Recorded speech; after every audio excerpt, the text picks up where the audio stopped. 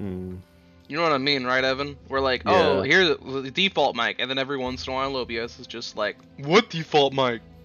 Yeah, I forgot. Yeah, it can be like that. I know. What default mic? Fucking OBS. Er. Alrighty. And we're live. There we go. Yep, there you go. It's not a huge amount of damage, but it is AoE, which compensates. Well, that, you know, the weak to fire. So. But alrighty. So welcome back, everybody, to Kingless Chronicle. Last time, we left off with the party having dealt with the Temple of the Sun area. Now, then they took a 4-hour short rest as they discussed things amongst themselves and puzzled out what this ailment that two of the party members had been inflicted with could be.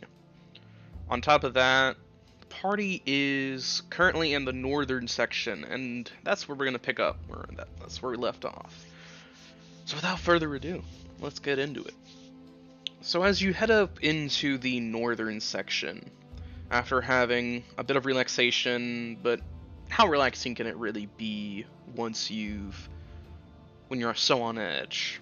But even still, you head into the northern area. And as you're looking over the area, you find that this area slopes into a bit of a depression in the ground. It kind of looks like a crater of sorts from where you're standing. Just the sheer levels of how it dips downwards. Every single edge is a steep slope.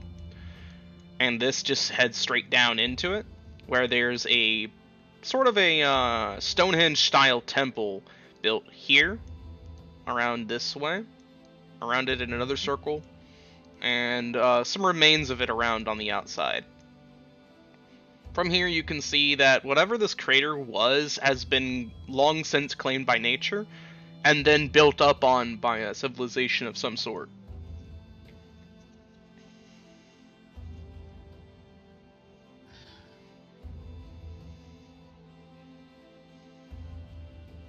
So with all of that, what would you like to do?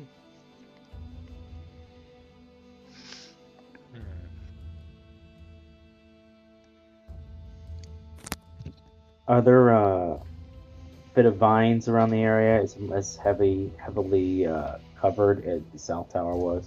The entire ground is covered in vines. Awesome. And like And a so thick we're not blanket. still going south. We're going in another direction. This is Yeah, northern. this is the North Tower. North Tower. Okay, got it. Yeah, so we burned south to the ground, basically. Yeah, Notably, I know. I Bub, just didn't realize. This area is one of the only areas with no swampiness to it at all. How steep are the slopes? They're about a 60-degree angle or so. It's difficult terrain. And do they go like far down, or is it just like? If you lost your footing, you would roll down the hill and potentially take some fall damage. There Okay. is steps there, however. Yeah, I'm just gonna go to the stairs, look down, see if there's anything which just looks out of the ordinary.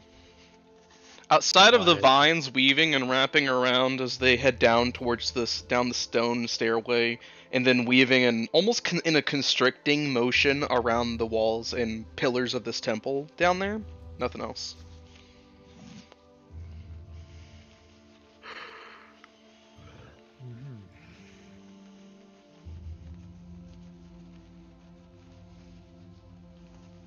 So, I'm gonna listen to the sounds of the forest. Does it have a similar messed up vibe like the South had? It's not eerily quiet. If anything, Bub, it's almost eerily calm instead. This is a weirdly tranquil place. But you can't help but feel unsettled as a druid. You know true tranquility.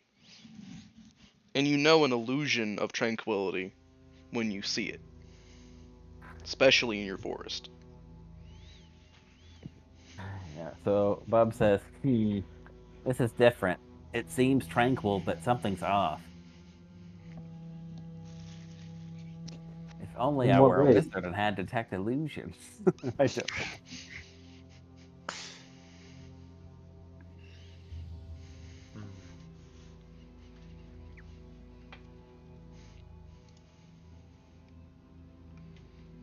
mean, doesn't seem to be anything out of place, really. Well, except the vines, but.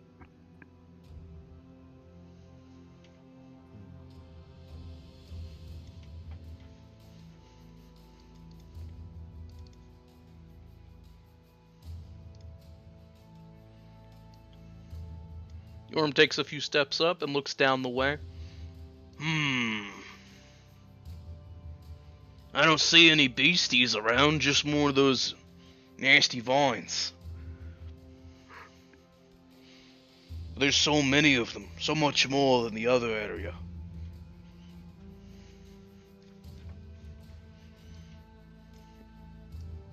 Julio kind of begins walking around the edge of the slope, kind of looking down. Sloped on all sides, too. This would be the perfect place for an ambush. That's what I'm concerned about. Bub says, like, I know because I like to ambush people type of thing. A kobold knows an ambush when he sees it. Yeah, so Bub says, I agree with Tulio. As an expert in ambushes, I feel like this is a trap. Once you live past 2 years old as a kobold, you get it. oh, yeah, actually, no, Bub says, You know, from the time we're 2 years old, us kobolds learn how to make traps. A lot of us, that's all we ever do. Well, Bubs, picking up traps, that may be a bit far-fetched, but I don't really know much about that, but do giant ant lions live around there? ant lions? Would I know this? You could roll nature for that. Okay, nature. 12. You've never seen, okay, you rolled 2 natures, actually. Okay, good. You I already did. rolled. How'd you get a 12 both times? I don't know. Just good old Bub. Good old Bub rolls. Some good old Tom Bubbery. Yeah. Alright, with the 12, Bub, you're not entirely sure if creatures like that could live around here, but you're not entirely sure that they couldn't either.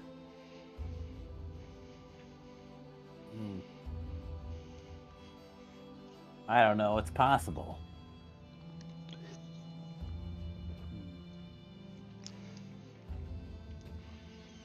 So,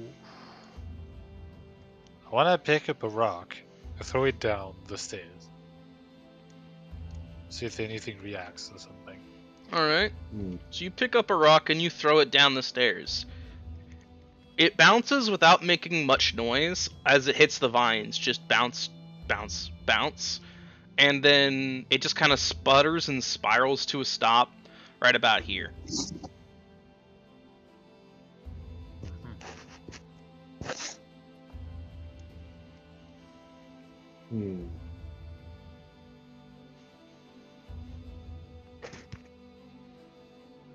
Oh, so during our short rest, did I have time to summon my familiar again? Because it got totally wrecked. I forgot about that. It was a 4-hour short rest. So if you wanted so you I could would have. got it back. Yeah. Okay. Why we spend 4 hours doing a short rest? Because that's how short rests work in my system. Oh. A short rest is 4 hours, taking time to watch and, think and look around. A long rest is one that takes actual sleep. You need to actually be relaxed. And you relax usually for 8 hours. Cool. Okay. Because a short rest is usually assumed to be catching your breath, restoring some stamina momentum, but not enough to truly, rest. Which realistically takes about 4 hours. More realism, but more for me, my balancing as a GM. Yeah, I mean, there's other rest variants, so that's fine. Okay, I'm just gonna take a rest instead. I'd rather have another transformation. I was gonna send my familiar in, but it's like, Alrighty then. So Bub took a short rest in the 4-hour time back when everyone else did. Cool.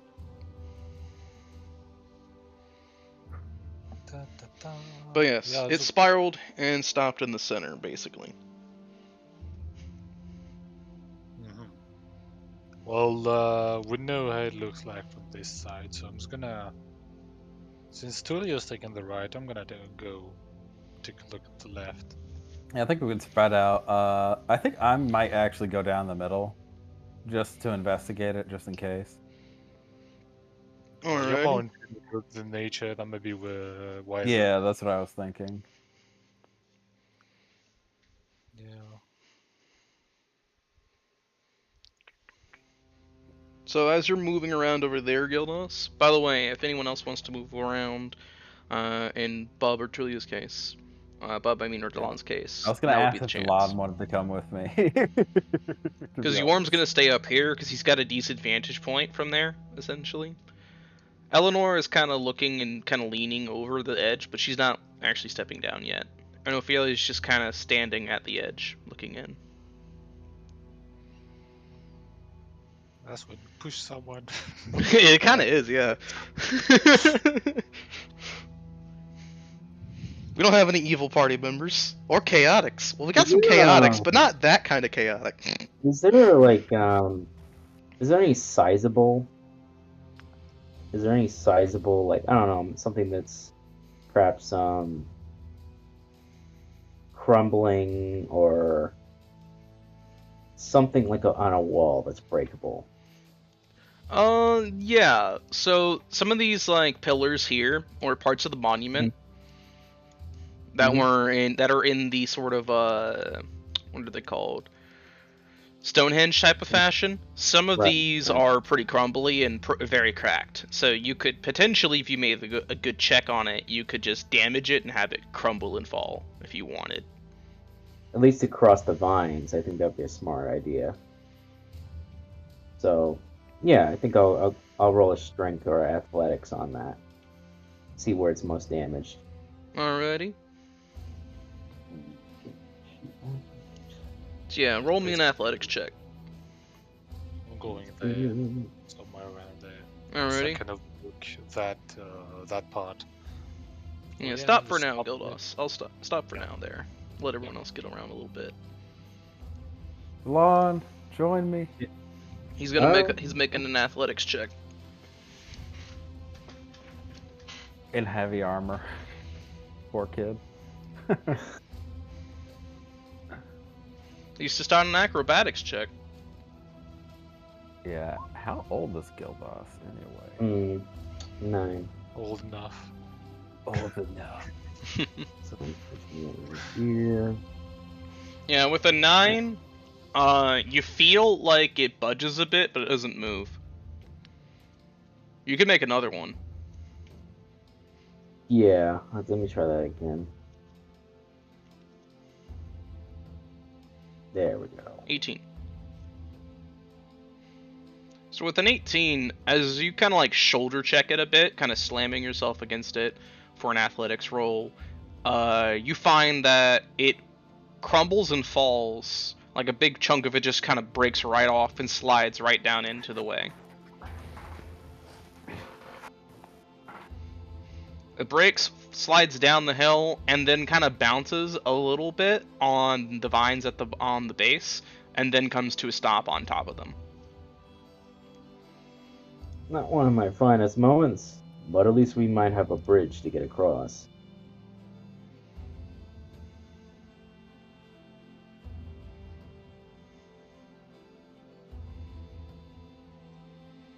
So I will take, hold on. So roughly about like here or so is where the stone bit fell. If you see the square.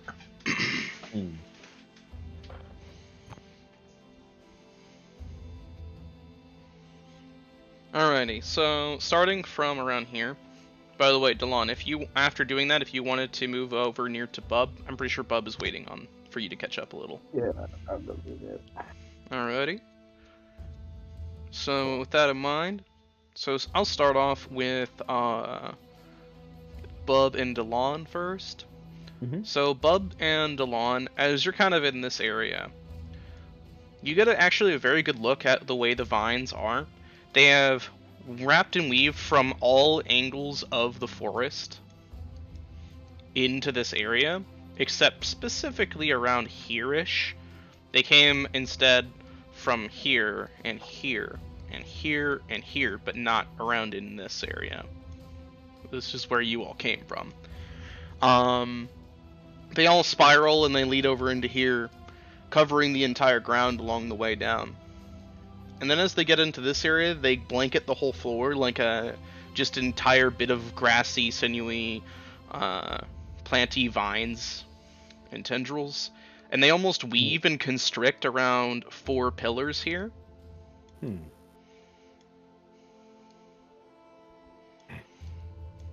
There is a circle design in the center here with 4 individual pillars, which currently have vines wrapped in almost like a vice-like choking grasp around the 4 pillars. You actually can't make out any other details on the 4 pillars due to how thick the vines are on there. Interesting. But you can see that there in the circular is kind of like a raised up step up, but there's nothing in the center that you can see. Leading further down the way, you can kind of see that there is almost like a place for an idol or something around further down that way. Naruhodo. For Gildos, starting with you, as you are walking along the edge up on the left side, once you get to around here, you can see from on this little edge of the cliff here that it so the way that it slopes is it slopes up like this and then goes down again a little here. So it kind of goes up and then goes down. But on this side, this is kind of like a drop off. It's about like I'd say about a 15-foot drop or so, maybe 10, 15. And you can see that there's some trees here, which seem to have been almost like not uprooted, not even fallen over, just bent. They look like something kind of brute forced its way through. And whatever it was pretty big. You can also see with your 20 in perception that around in this area, you can see big kind of like almost elephant-ish footprints around here, if you knew what an elephant was. Kind of reminds you of the mammoth prints, actually, but much smaller. There you go.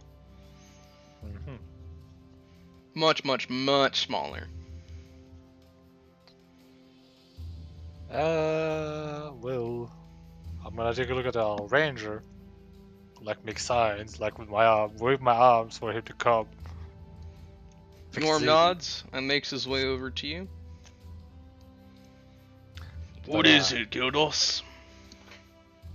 Well, let's see. We have, I'll point to the tree.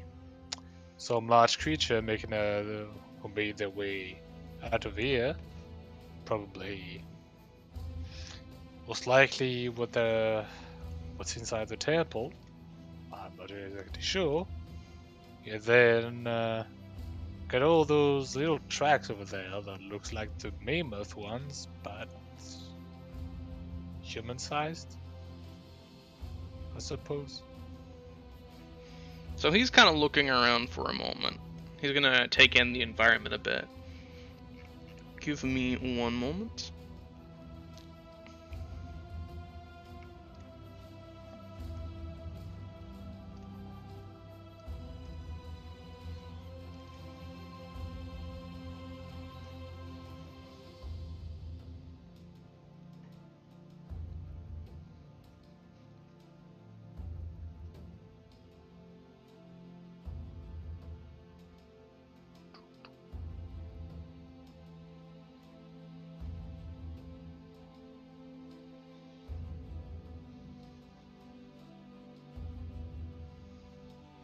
Alrighty, just making sure of something real quick.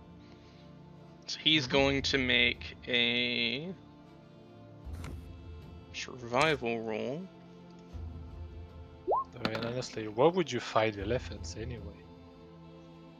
Look at the world. You could potentially find something like that in the Savage Lands. Okay, so he got a 13 because he rolled really bad. Poor Yorm. Let's see here. I'll probably guidance in too, honestly. It's a Guidance. science. Alrighty.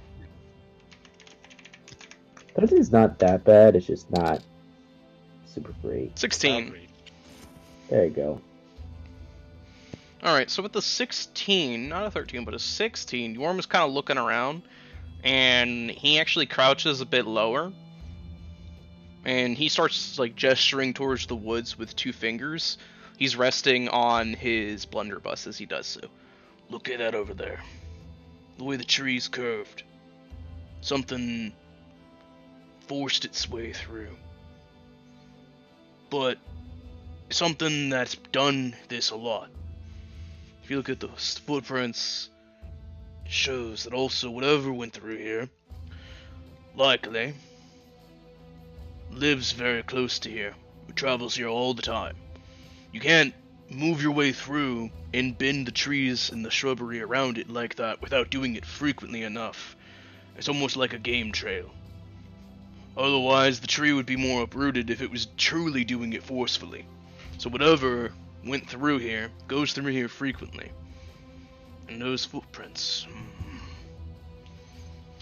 remind me of something. Yodos, you see any boulders around with some lichen and some moss on them around here? I don't know, Masha, do I? You want to make an active perception roll? Yep.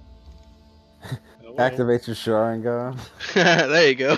Basically. No, Honestly, though, with that level of detail, it's more like Byakugan, to be fair. Yeah. The better dojutsu. Changed my mind. Based. But alrighty. So with the 22 Gilnos, you can see that there are, as you're looking over, you can see that there is a sort of a mound of sorts, almost like a boulder, like you described, with some moss on it, here, tucked between the trees. You can also see that there's another one here, right in front of a tree. Right. Which is around where the trail is, anyway. Well, the footprints. So, look at your and say, well, in fact, there's one boulder over there, on the point there, and further along, there's another one there as well. Now, there might be some on the other side, but it's a bit too far out for me to make out anything. But that's along the footprints. So, what do you make of it? Yorm will actually stare a little bit more at those boulders before nodding to himself. I think that's it, alright. Ever heard of a brackish trudge, Gildos?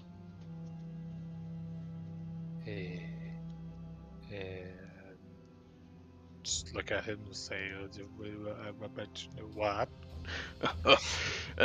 You wouldn't be treated poorly for a reaction like that. See, they're natives to the Savage Lands, but they used to be kind of all over. They're like a little, a beast, kind of something cross between like a boar and more of a, kind of like a mammoth, but stockier and more boar-like in structure. And they have greenery growing on them. They're like a plant and an animal at the same time. They're usually quite gentle, unless provoked. Uh-huh. And look over there. Those 2 stones there. I would reckon that if you were to wake them up, the ground would crack open a little, and something would kind of burrow its way out of the ground, revealing a brackish trudge. Or in this case, 2.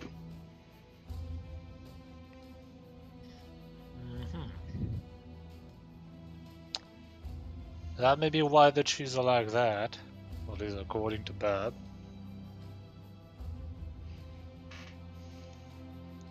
It could be. They're likely watching us. Thus the sense of, I guess, tranquility Bob mentioned. Calm and relaxation. are waiting on us, seeing if they need to do something. At least that's what I'd reckon. Right. So would it be safe to make our way over to that side then? If you get up close, they may suddenly wake up.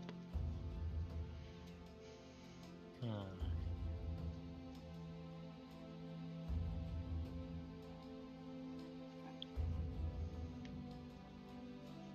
So let's see, there's one there's one over there. Yep. Actually, there's some stones over there. Do they make like some kind of stairs? Like, They're kind of like It's- makeshift stairs. It makes it easier to travel through. It's still very steep, so it would be kind of difficult to go down, but it'd be less difficult than if you went down just the regular hill itself. right, so I think what I'll do is like make my way over there. It should be just, I mean, it's still within the temple grounds, so this shouldn't disturb them potentially. Then yeah, make my way over there, go down, using the rocks as a support. And then take a look at that. Alright. So, do stop me if something happens. So there we go.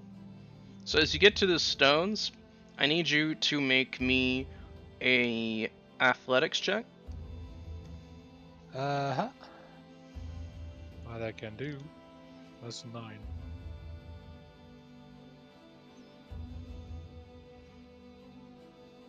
Alrighty, so with a 9, as you make your way down these rocks, Gildos, one actually comes loose, and it's one you had your hand on, and you kind of tumble down the rest of the way.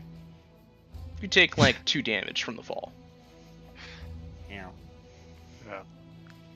So, that above you hear from all over the world there. Shit!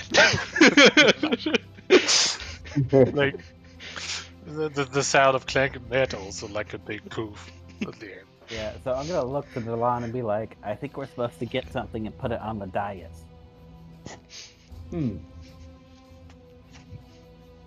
I wonder what we look for. Hmm. Perhaps.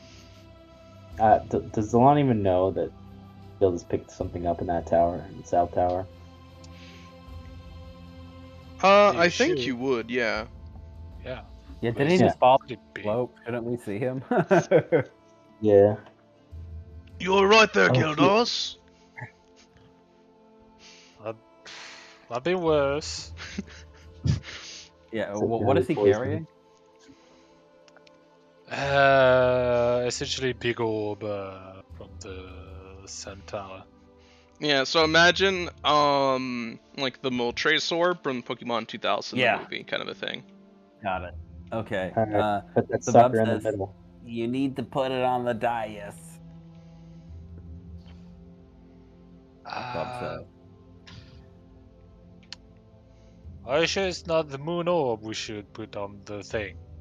Okay, assuming it was another orb on the door. What was this direction called? I think didn't we figure that out? This was the northern area. This is the Temple of the Moon. Okay. Well, we found the sun orb and the moon tower, and the moon tower is a crumbling heap of burnt wreckage. No, that's the So- Sun Tower. The sun tower, yeah. So the sun tower is a heap of wreckage. all right. So I guess Bub's Where's gonna the be like, moon we orb? gotta find the moon orb. I concur. Oh, yeah, that's fine.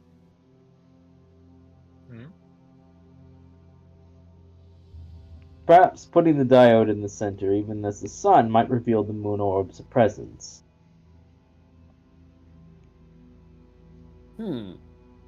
That's smart. Bub says. I don't know what else to contribute. So currently speaking as well, so when you buried the former paladin, it was took you about maybe 30 minutes to an hour, and then after fighting the enemies in the southern area, then taking a short rest, it went from about midday, getting close to sunset but not quite there, to it's currently sunset. The sun is currently setting. I'm gonna have him roll insight because I think I have an idea. Just thinking on it a little bit. Yeah, 12. Guidance. Guidance, alright. Roll a I have to d4. actually scroll over to. Got I it. should literally put this in my favorites. So I use it Alright, so 14. often. Yeah, you might as well just do it. Yeah, 14. The insight basically is I'm thinking, well, if it's a moon, we found the sun arm or the sun thing. Maybe even if it's the moon, Delana's could say, perhaps the presence of the moon will reveal the moon orb. Darling, that's why I said to do the Sun Temple first. I know. Didn't we do it first though? You There did. wasn't any other orb. You did. Was there? Y'all did the Sun Temple earlier, yes. Did we just Yeah. forget to get the item or something? No. No. No, Gildas we got has the the Sun item. Orb. Like, Gildas has it. Oh, he does. Okay. Yes. Yeah, Yes. I forgot. Basically, Yeah, I forgot. I forgot that you said Bub that says, earlier. Gildas, we need to get you an escape plan. This. Just look at you confused with moving over there. Like, an escape plan for what? With Well, when you I- put the orbs on the dais, this is very clearly a magical ceremonial place. Something might happen. Especially with all the Right. vines going everywhere. I think the vines weren't here originally and they're suppressing something. Mhm. But I agree, and That's very that's true. why I wanted to take a look at this altar first. See if there's any kind of writing or anything. Maybe you actually show us a ceremony. So where is Gildas right now? I know he fell, but is he in the vines at the moment? Gildas Have did a- fall on some viney area. Can I yes. try to He's go right over around here. the other side and see? I literally put a stone thing for easier travel. Just Yeah, put the it's right damn here. thing in. See the giant red okay. square? Alright, Yeah, hop. hop into clearing. I literally slammed it on top of vines so you could get Yep. it easier. It's where the red square is. Okay, can I go? I'm just trying to figure out where to go from here. Like, can I go here, or is that on the vines? That too is much? on the vines, technically. So, Okay. I can't. there go are around the vines thing wrapped too much? around all of these pillars, and the entire ground here is covered in vines. Same with Okay. here, here, Alright. here. Yeah, you're on vines Kind now. of go around the obvious ritual area. You're stepping on the vines, just so you understand. Yes. You're I literally know. slipping It's okay. I'm very light. All right. Alrighty, so Gildas and Bub, as you both head towards the ritual area, you are forced to step on several vines as you do so. As they kind of squish beneath your feet, you swear they writhe a little bit here and there. The vines also make this ground difficult terrain. But otherwise, so far nothing is happening. And as you arrive towards the altar, Gildas, you find that the altar is covered in vines as well. And you can see what looks like some sort of a etching on the altar and like carved into it, but it's covered up by a lot of vines.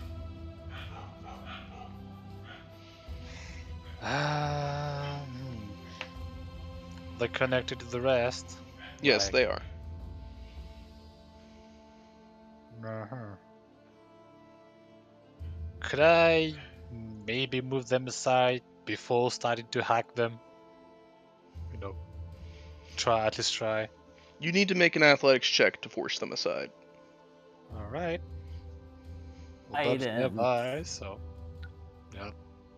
Ooh, that does not look good. Although- I'll fix it. 1d4 then. That's a 22. Alrighty then. So with the 22, Gildas, you take good purchase on the vines with both hands, and you just kind of pry them apart. And you feel the vines actually struggling against you, as if they themselves are trying to force themselves back into place. Mm-hmm. But you are able to overwhelm them. And you pry them aside. You do feel like if you let go, though, that they will immediately move back into place. That's fine. Don't want, well, don't let them too much for now. Till we figure out, like, what to do. As you Do you move need the me to, etchings like- a bit, or I mean, as you move the The vine. vines a bit, you find that there is an etching that looks like a giant, sort of like reptilian head, and you swear it's connected to a rather long body. It looks like it's some sort of carved mural, perhaps, on the altar itself. Uh-huh.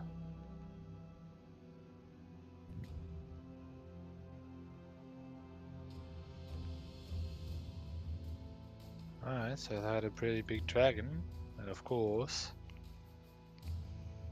this is a temple of Tiamat, which is a dragon god as well. That's probably a depiction of her. Which confirms that this is indeed a moon temple.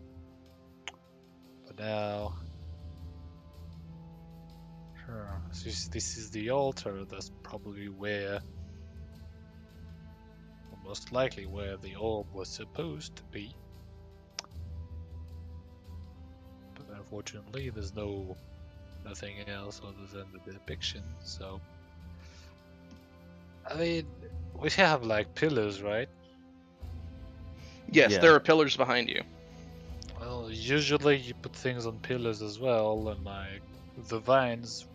Actually, yeah, the vines aren't on the walls there, right? Like, They those drape things. over the walls, and they wrap around those parts around the edges, but they seem mostly focused on getting over them and under them and around them to get to the center part, as well as this in these all of in the center. Like, it's almost like something has come from all around this area to attempt to smother what's in the center. Uh-huh. So, make my way back around and on the platform.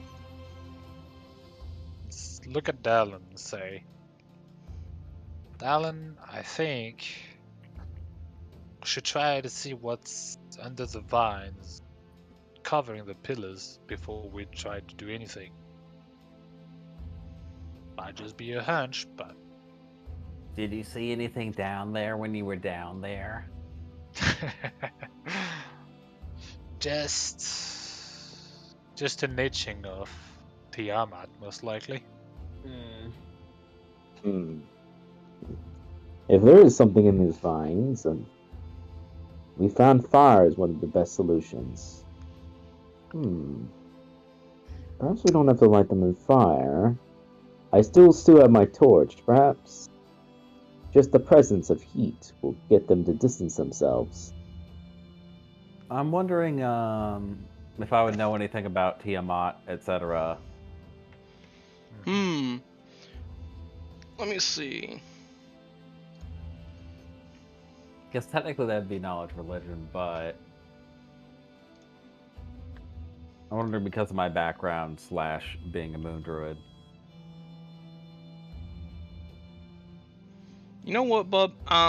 As a moon druid, I'll let you roll nature. I need guidance. Very specifically because moon druid. I'll come over there so I can give it to you. Gonna roll a d4. Oh, except roll 20 is being special. 17. 17. Alright. So, bub, I want you to roll me, you know what? Because you are moon druid, I'll let you roll it with advantage. I'll be nice. Because moon druid, because that's actually a very smart take on it. There you go. 27. Gotta reward my players actually thinking outside of the box. There we go. So 27. So Bub, with a 27, as you're thinking of the etching, the goddess of the moon Tiamat, and as well as your relation to her as a moon druid, you know that Tiamat is one of the lowest 3 of the deities that are around. She are the, well, lowest of the original deities, which make up Bahamut, Tiamat, and Behemoth. She is also she also fulfills the sister role between those other two, Bahamut and Behemoth. You know that as a Moon Druid.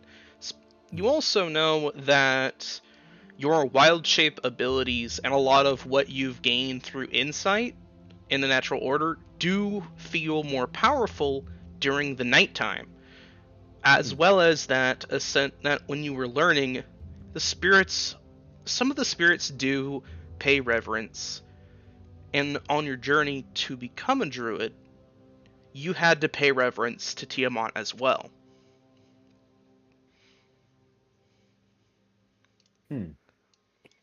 Interesting. You also have no idea why, but Bub, you do feel like, for some reason or another, the journey to become a moon druid just felt easier to you.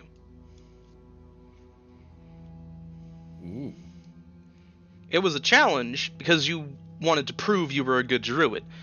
Yeah.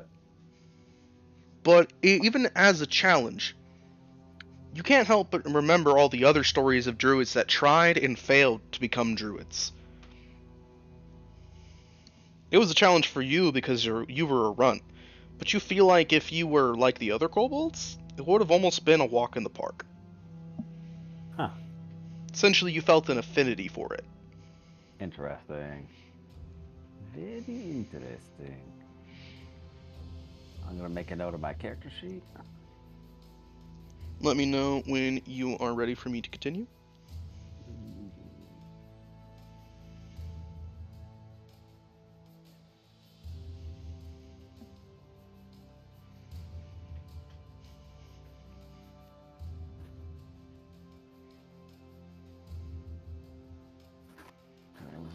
Okay. Alrighty. Another thing you would easily know, Bub, is that some magical abilities, depending on where you draw your power from, feel more powerful during the nighttime. You also know that the Savage Lands, while it is actually more chaotic during the daytime, but during the nighttime, it is more calm or tranquil are the wrong words, but it does feel less savage, if you will, during the evening hours. Some creatures, don't get you wrong, you know as a druid that many creatures in the evening of the Savage Lands are at their most powerful and most deadly. But Right. you also know that there's almost like a breeze or a calmness that comes over people like you and a lot of the Savage Land itself when it is during the evening. It's as if something is watching over the forest. Or something shifts.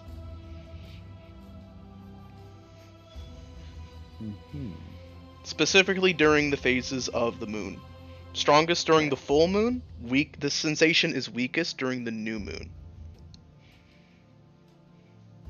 And this sensation is completely alien and missing during the sun, during times of daylight.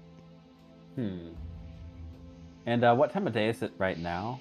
The sun is setting, the moon is rising. Okay. And like, what is the phase of the moon tonight? It is very close, if not a full moon. If the Bub's gonna say, well, the power that's here is gonna be stronger at night, and stronger as it gets closer to the full moon, and weaker as it gets closer to the new moon.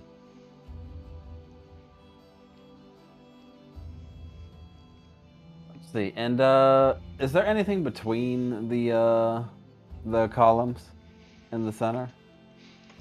There is simply a flat ground, essentially. Okay. The vines are all wrapped around it on the flat ground, but you can tell that they're mostly focused on constraining the pillars. I see. Yeah, so Bub says, I definitely think it's something about the pillars. The The problem is, do we want to set it free or not? That's the thing. I don't know. I feel like this is a decision I shouldn't make.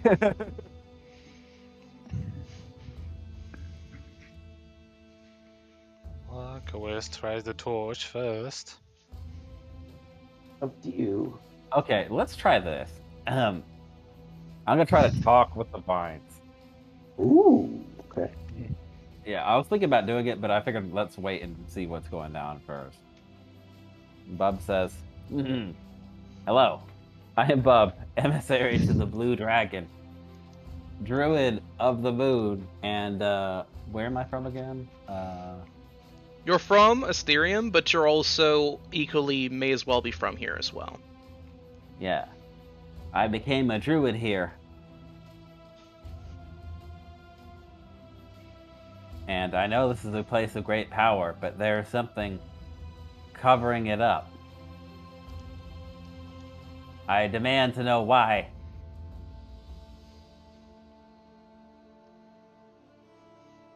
Bub, make me a con save. Oh boy. My favorite kind of saving throw, guys. You make it with advantage as well, though. You can do it. 17? Alright, Bub. So, you notice it almost immediately as something, a stench, horrible and smelling of death, appears, and you are actually just fine with it. You've smelled it before. You've been knocked out by a much weaker dose of it multiple times. You remember studying about this?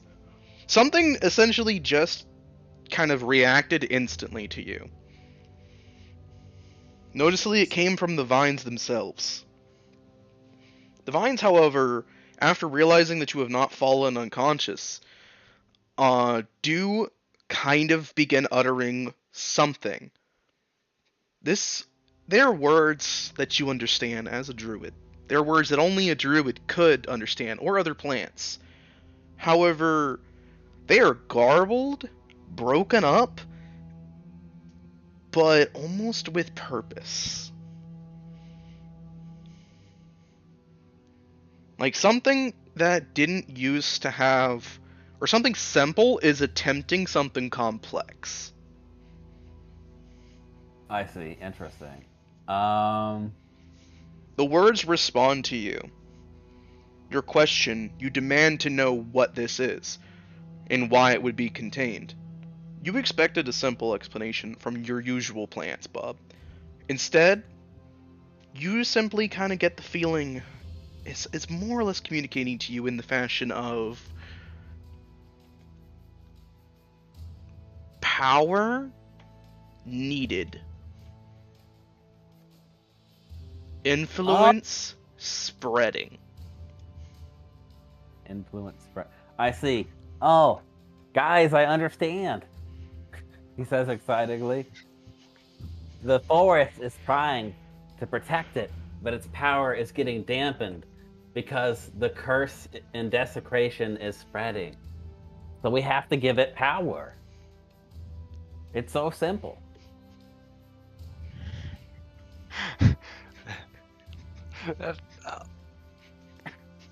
But how do you suppose we do that?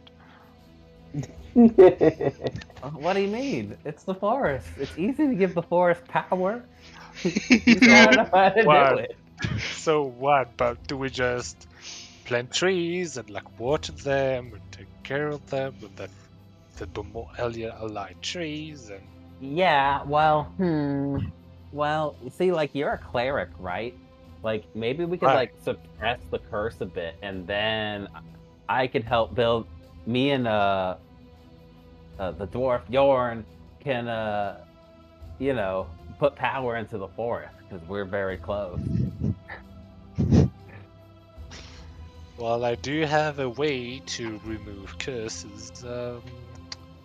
Fortunately, I do not have it prepared, and Can't use it as a Unfortunately- ritual. I don't think I can use it as a ritual. Didn't we get a magic item that had a buttload of spells on it? In terms of spells known recently? Gildos has a crown on, Yeah, like essentially a circlet. Doesn't it have a bunch of spells on it? It does. Yeah. It gives him the knowledge of all of those spells as soon as he has a spell slot, anyways. Essentially, if he has the appropriate spell slot for the spell listed, then he essentially can cast that spell using a spell slot. However, they're all, you know, I put them all on my spell list already, but yeah. What was I saying? Right. Well, I do have a form of curse removal. I think the scope of what we have to deal with,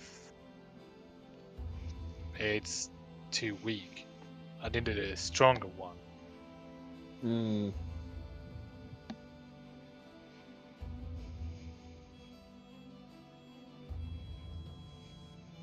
Now, I will say at this point, by the way, the sun is almost completely set. The moon is mainly in the air. Cool. Okay, good. Well, I have some ways to give it power, but they're kind of like Hail Marys, honestly. I'm just trying to think if there's anything you guys could do to help. right. I will also So- describe that in the moonlight, the vines are covering the pillars more. Uh-huh. Well, I noticed that, so I'll say. Well, looking at what the vines are doing, and considering where they are from, I think prying them open and letting the pillars be in the moonlight might be the best course of action. Well, then why are they going over them more thickly, though? Is my question. Because this is a moon temple where the moon key is, and No, You like know- it seems counterintuitive, right? Like I'm not just like going off here. no, it makes sense because like the monster doesn't want you people to go in. So because the Templar hid the moon key, like well they know like the how to get it, and that's probably why the pillars are there. Well, since like the creature knows it, they're just covering the pillars so other people can't and get to it. All right. Well, we could try to use the orb on it. Bub kind of assumes the opposite is the case, though. Just letting you know. Mhm.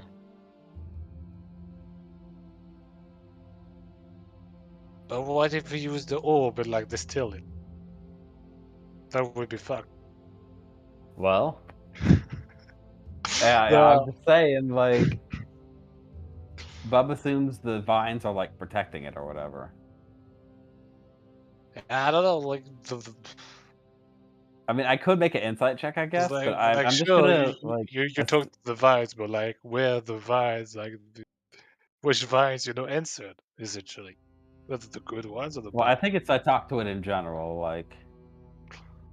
Yeah, but I mean, it tried to So kill its you. answer was putrid smell, is a power, influence bad. And Uh-huh. Pub's first feeling is, oh, well, the forest needs it. Did he not connect the dots that perhaps these vines are not the forest? Mm-hmm. That they, in fact, are what's keeping it in tow. They're vines, guys. Why See, wouldn't they? remember, Bub is not that complicated.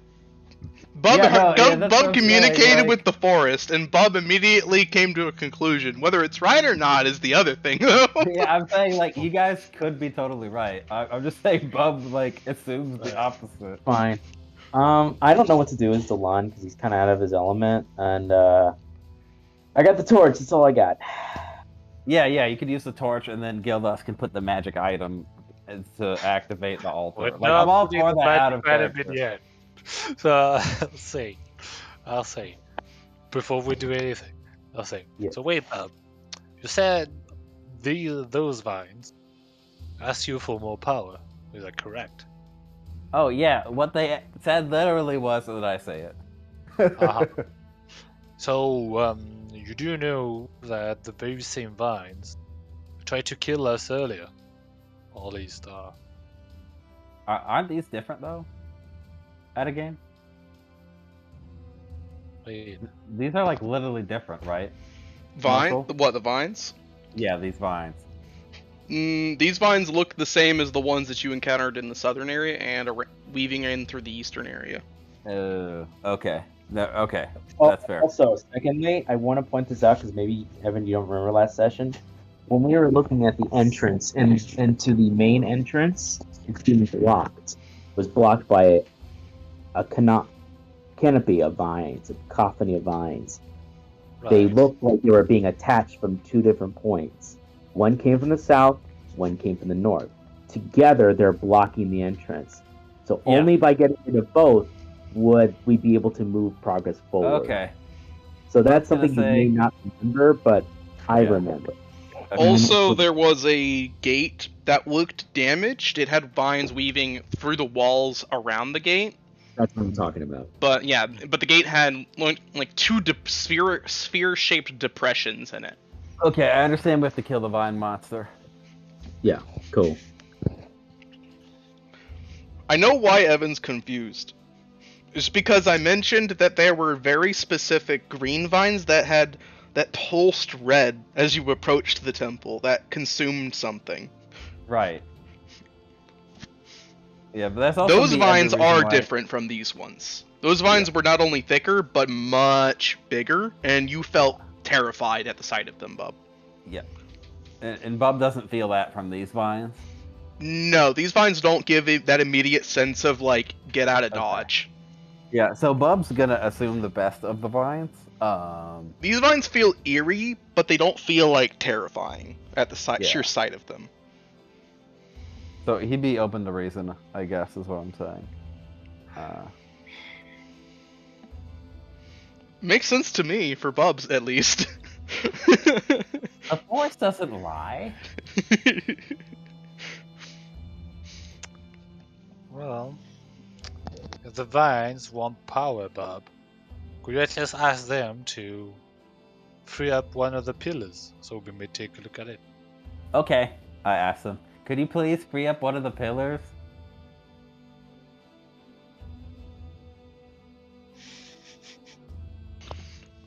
You get a single word response, Bub.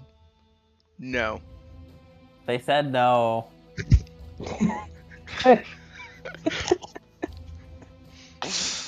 Something cute about that. No. So I turn back to Dallin and say, Yeah. well, at least they can't say we didn't ask politely. So, Aye. will we brute force it now?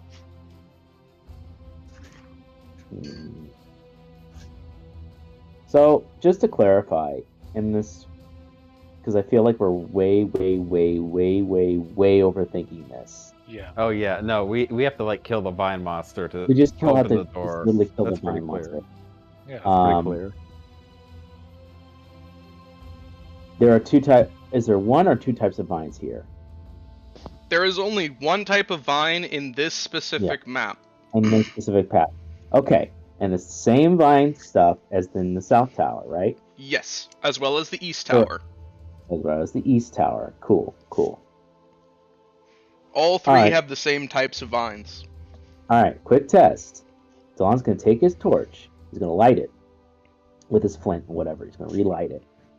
He's going to gingerly lower it to the point where he's not touching the vines yet, but he's testing to see if there's a reaction from him lowering the vines. If it meets it with aggression, he'll know it's the same exact vines as they were before, and he will proceed with lighting them on fire. He's going to test and see what's happening. Then I asked polite you to take your hand off one of the poles. No, okay. Please do that again. I'm So, seeing what the reaction is. Yeah. The moment you light a fire in this area, Delon, Mhm. tendrils rise up and immediately wrap and coil around the torch, smothering the flames as they start trying to wrap around your arm. Okay. We done here. Start Okay, initiative. we done. Start initiative, please. All right. I'll keep your Okay. current initiative order from last round, essentially, but this is essentially roll combat. Oh, I don't see it We- here. We did everything we could to politely ask them to stop Yeah, doing no. what they're doing. 18. And they said, and not only did it say no, it dug its heels further Yeah. and waited. And I'm like, okay, all right, this is what it has to I'm be. satisfied. Alrighty. The plans Hell, violated. Delon was the- even willing to go like the diplomatic route of I'm going to show example, not actually going to light it. I'm actually going to hurt you, but I need you to understand as for like clarification. And they're like, no, fuck that, you're dead. And you're like, all right, that's what you want to bullet. We just need to sit back and nuke it though. That's why I'm like, nah, I'm gonna move over here where it's safe first. I'm staying in the middle of it. Fuck it. I'm on the platform. I'll be fine. So essentially, Delon, if you were You're to welcome. bring the torches up, I'm assuming you were somewhere near here, near Gildos. Because I'm imagining you were near the pillars as well when this was happening, right? Yeah, I mean, Yeah, he'd have sure. to be. Okay. Yeah, it'd have to be. I'm on my horse too, which is a Yeah. bummer. Huge So, bummer for the last day. give me a moment. That is the wrong I'm color. gonna be, God, I'm gonna be pulled into the vines. It's not gonna work.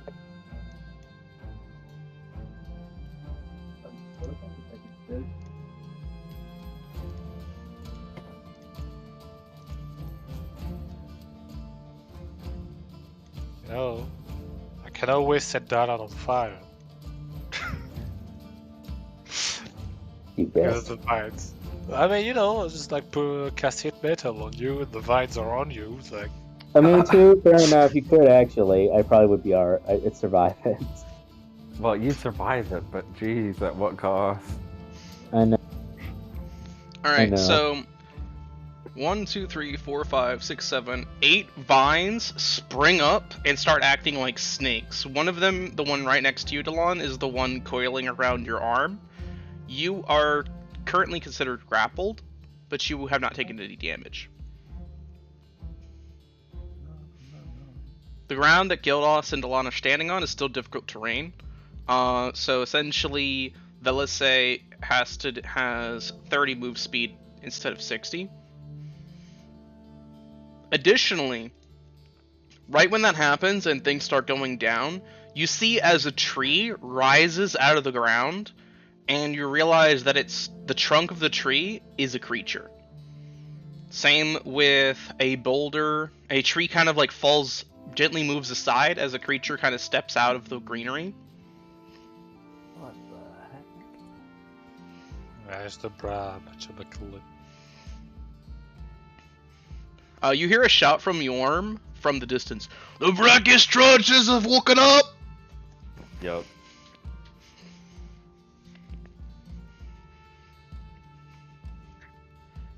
The green tendrils are also currently billowing. They kind of radiate a spore-like stench, and the trudges seem to be giving off spores as they stomp down the way a little bit as well.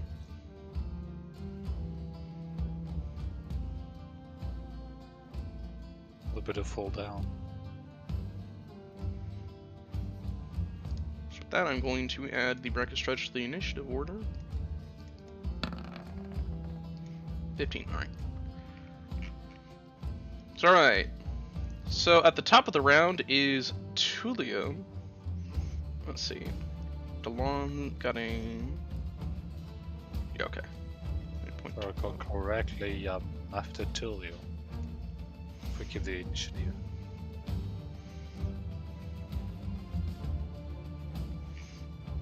Here's Bub 18.3. With, yeah, okay, there we go. Just making sure that I personally had everything good.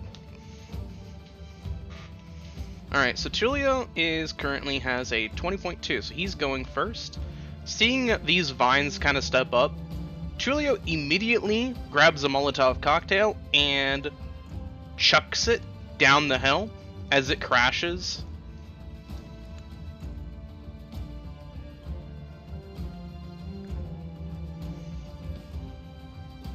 Gildos, make a dex save.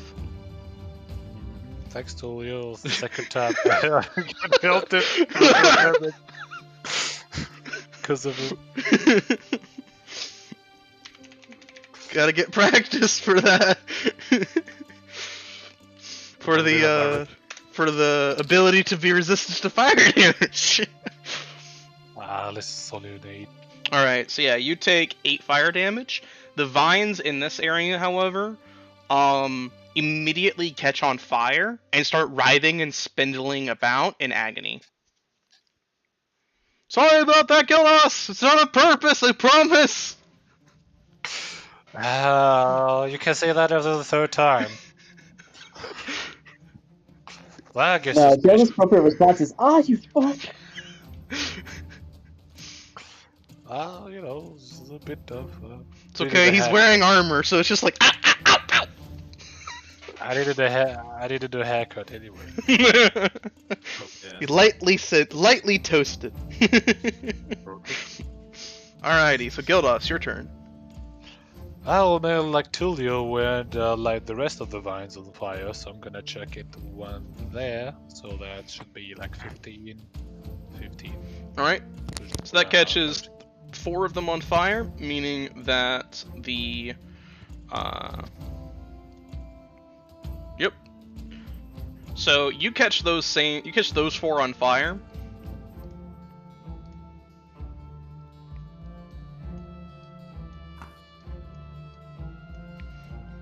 As they begin writhing and spindling around in agony as well. Alright. Gildos, actually, you do not currently have difficult terrain because you are currently standing on the slab. Yeah. Right. Told you. So then, next in the turn order is Bub. Cedric Bubbery, your move. Draw. Should I go handle the big beasties over there?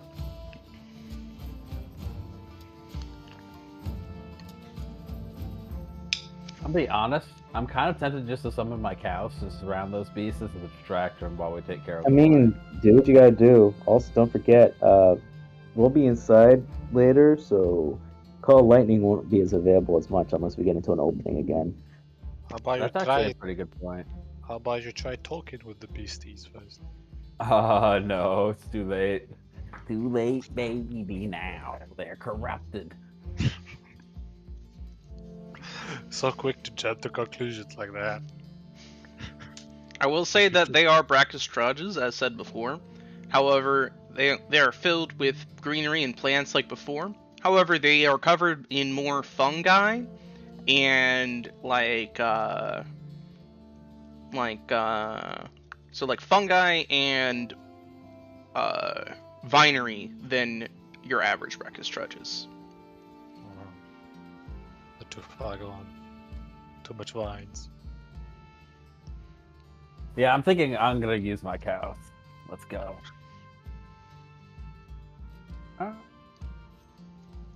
That's gonna take my full concentration, though. That's the problem.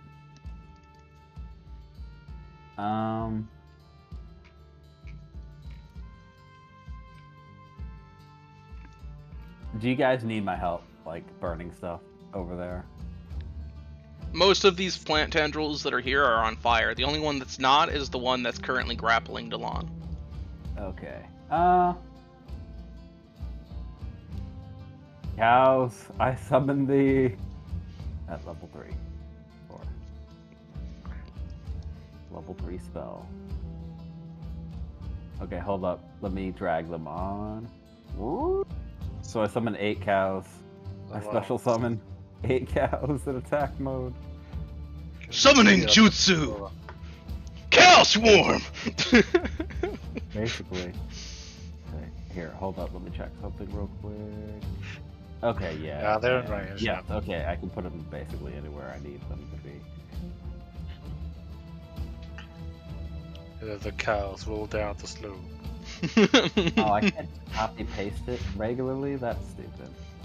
I mean, I can. Hold on. Inferior roll 20. I mean, I can copy paste it. That's 2 cows.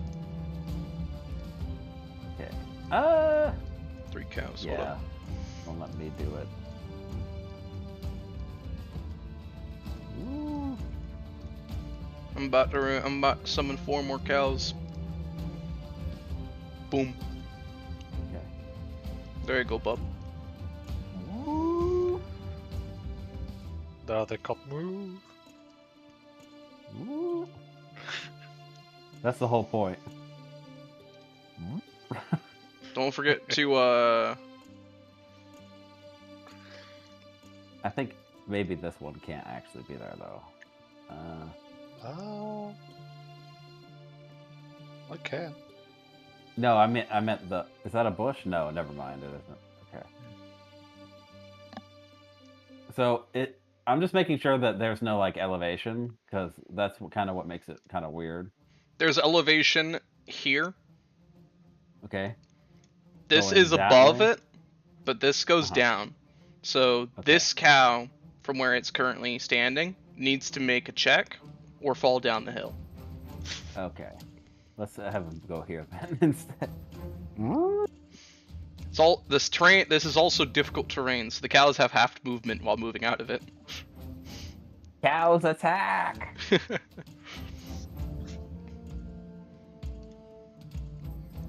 I guess I'll have moved like over here-ish. Alrighty. So I'm gonna, for this sake, I'm gonna have the cows operate on your initiative. Yeah, that's fine. That's the simplest way to do it. The spell says roll initiative for the group. Fuck that. They're gonna work on your initiative. It's simpler and easier, less I math. completely agree. So essentially, that still technically means they have their own turn. So are any of them attacking? Yes. So I have a macro for it, don't Okay. worry. All 8 cows will attack. Alright. And this is the attack roll, correct? Yes. Alright. So I love that get bricked by cows. 1, 2, 3, 4. 4 of these successfully hit. Cool. No, wait. Let's do. Yeah, 4 of these successfully hit. Looked at the wrong bar for a moment. Alright, let's hit. Alright, cow damage. 2, 3, 4. Okay. That's 32 damage. Alrighty. And which one are you hitting? Let's go for this guy first. Alrighty. So you hit this Bractus Trudge for 32, and it's I believe it's what kind of damage did the cow do? Hold on. I think it's just regular bludgeoning because it's a gore attack. Let's see, gore does piercing. Oh, interesting. So did flanked as well, technically. It would be considered flank, yes. But even with flanking, only 4 hit. Yep. However, all of those the 4 that do hit add 1 to the damage roll, so it's technically 38, I believe. 36? 36, okay, Yeah, sorry. 36. 32 plus, yeah. Yeah. I thought Evan said 34 for some reason. Nope. So you do 36 damage to it. Cows make a con save. Con save. Should I do it for every cow or just the cow? I'm just gonna do it for the one, Okay, essentially. 14. Okay. Let me find... Here it is.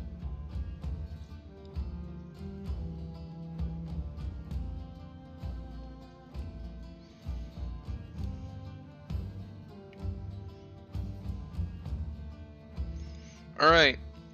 So, I'm gonna say that these 4 cows get a certain thing. Because they succeeded. These cows have not been treated by RBST. So these 4 cows, which I'm assuming if all 4 were flanking, it would probably be all 4 of these two. These ones were the ones that hit it. Makes sense. So these 4, they seem they're completely unaffected by the spores. Because when these Nice. things were hit, spores flew everywhere as soon as they were hit.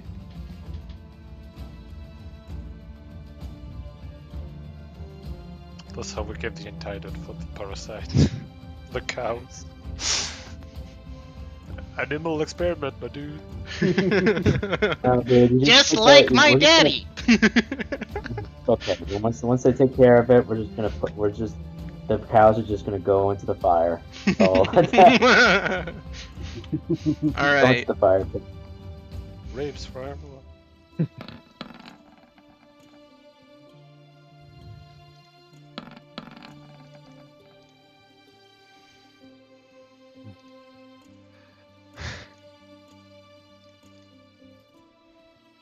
That hits cow.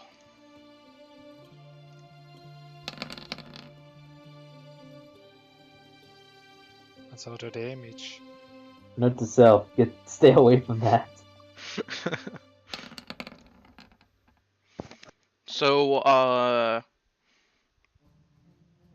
gonna say, let's see, so 19 plus 4 is 23, 17, that is 43. Cows have AC looks like. 10.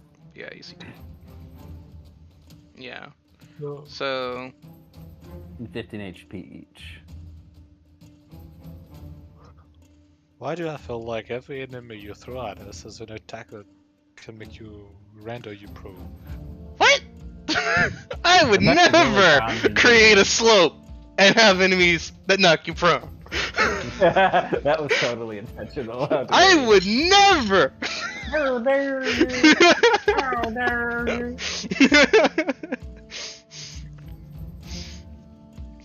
But alrighty, so that is. So they each have 15. There's 8 of them. Hold on. Yep. I need to figure out if I. Because I'm treating these like a swarm. So essentially, like HP wise, it's simpler. So.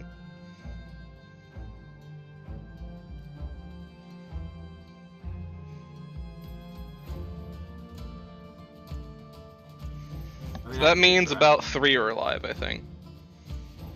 If 15, 30, 45. And that means 3 are alive. And they have 37 health left. So yeah, so that kid would kill 3. Yeah, that's 45 damage. Yeah. Okay. Time to delete some cows.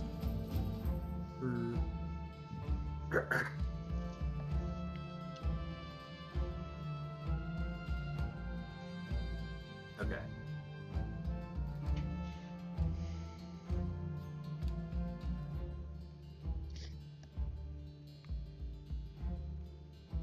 On cows. Hold out for at least one more round. Sorry, this is how much they should have left, I think. There we go. I don't know where Yeah, that number that's came right. from. 37. I don't know where that. I think I know where that number came from. I multiplied by 7 or something, 7, 8. I think that's what it was. Cause damn phone calculator. Alright, Eleanor's turn. So, seeing the tendrils fly up, as well as seeing the Brachus trudges, Eleanor looks around and frowns a little bit. What on earth is going on? She is going to cast Firebolt at the center of the area where the vines are still wrapped around. It is a hit, by the way. And some of the vines scorch and fall away from the pillar. Specifically, I will say this pillar, which I'm going to mark as some of it is showing with this. The vines desperately attempt to wrap back around it, however, they catch on fire with blue fire as soon as they try to, as the pillar begins to glow blue with an etching of what looks like a wing.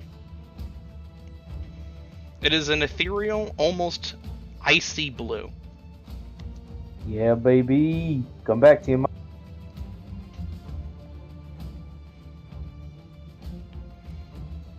Seeing the cows, Yorm just kind of scratches his head a little bit. What in blue blazes? Druids. Always got weird tricks up their sleeve. Why, I remember this one time. rest of what he says is just cut off as his blunderbuss cracks in the air. It was either that or Dawn's like, another time, Lord, please, another time. As this one will be taking 18 piercing damage. Yorm's conserving spells. He doesn't want to hunter's mark it. Delon, your turn. You are currently grappled. To become ungrappled, you must make a opposed athletics check. Well, usually it would be an opposed athletic check. I'm just going to have you make an athletics check. And if you break the DC. That's not a breaking. Alright, so 13. So, as you attempt to unwrap yourself from these vines, you kind of, due to the fact they only have one of your arms, you can't wrench that arm free currently with the 13. You pull and you just can't get it off. However, you still have a free hand. Can I short sword or echoes that and cut the vine off? You may attack it, yes. That's what I shall do. 13. That is a hit. Vines. Fairly easy. Alright, 12. Alrighty. So you slash at the vine, and as you cut it, you see that it starts seeping a very, very dark green liquid. You don't cut clean through it. However, the vine is, it coils up your arm and is trying to wrap around your shoulder. But you have cut it about halfway, and it's just oozing an ichory, very thick, dark green liquid. Oh, closing my mouth. Alrighty. Ophelia's turn.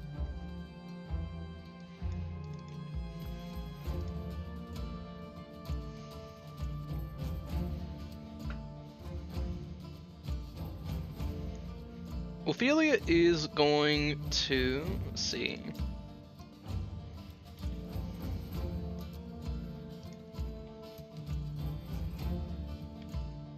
She's going to just move down this way. Make a, I'm gonna have her make a strength roll real quick.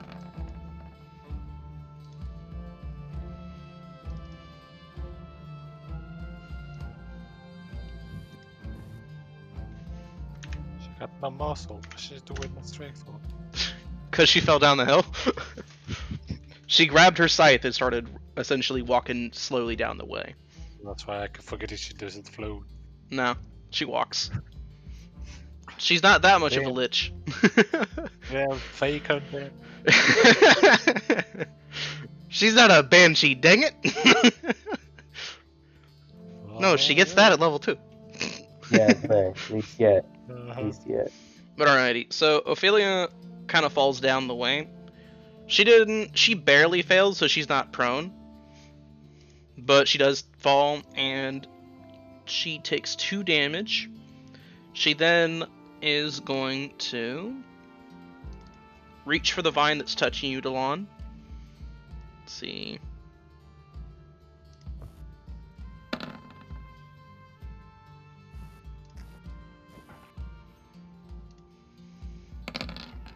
Yeah, baby.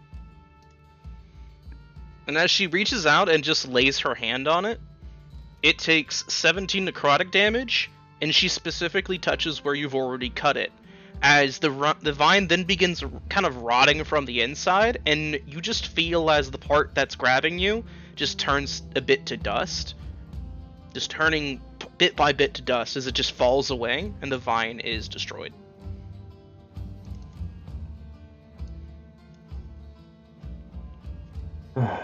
Thank you. You are most welcome, Sir Knight. Julio, from his position on the ridge, sees just everything going down and shakes his head. Oh, yeah. The whole circle's on fire. Some is blue fire, which burns hotter than red fire. And if I didn't know any better, this is hell.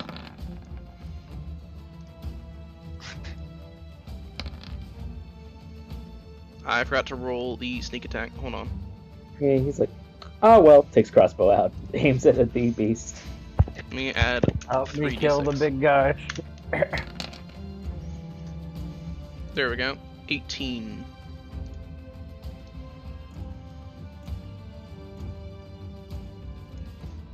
Let me double check Tilia's crossbow length. Yeah, he can do that.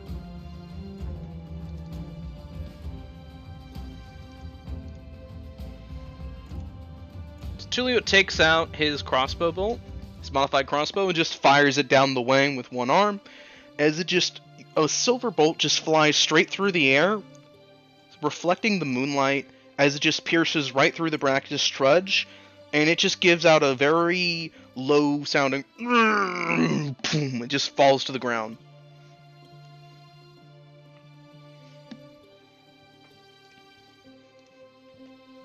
Gildas, your turn. Alright, already? Yep.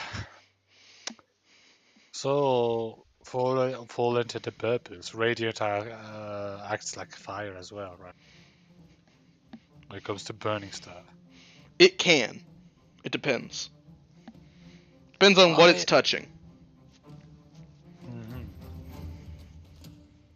I mean, it's the night and all, so I'm gonna try and burn a hole into the vines on the other pillars. Specifically, the one right next to us, that on an eye. Alrighty. So, boop. Alright, that's a hit. So, as you cast your hand out, Gildas, you find that instead of your usual kind of golden fiery sacred flame, as soon as it leaves your grasp, essentially, and begins arcing through the air, it turns into a icy blue as soon as it leaves your hand, connecting with the pillar itself and catching those vines on fire as they just desperately scramble to get away from this sickly blue flame. Well, that's new. As this pillar reveals itself, it reveals a second wing. And you find that all the fire in the center of this area has turned blue. Icy blue. So, I can still move, right? Yes. Yeah, this is still difficult terrain, right? Yes. So I'll just move over there. Hold on, I was there, so that'll be 15 feet. Yeah, Yep. Well, so I'll move over there in my turn. Isn't having wonderful mithril armor amazing, Gildas?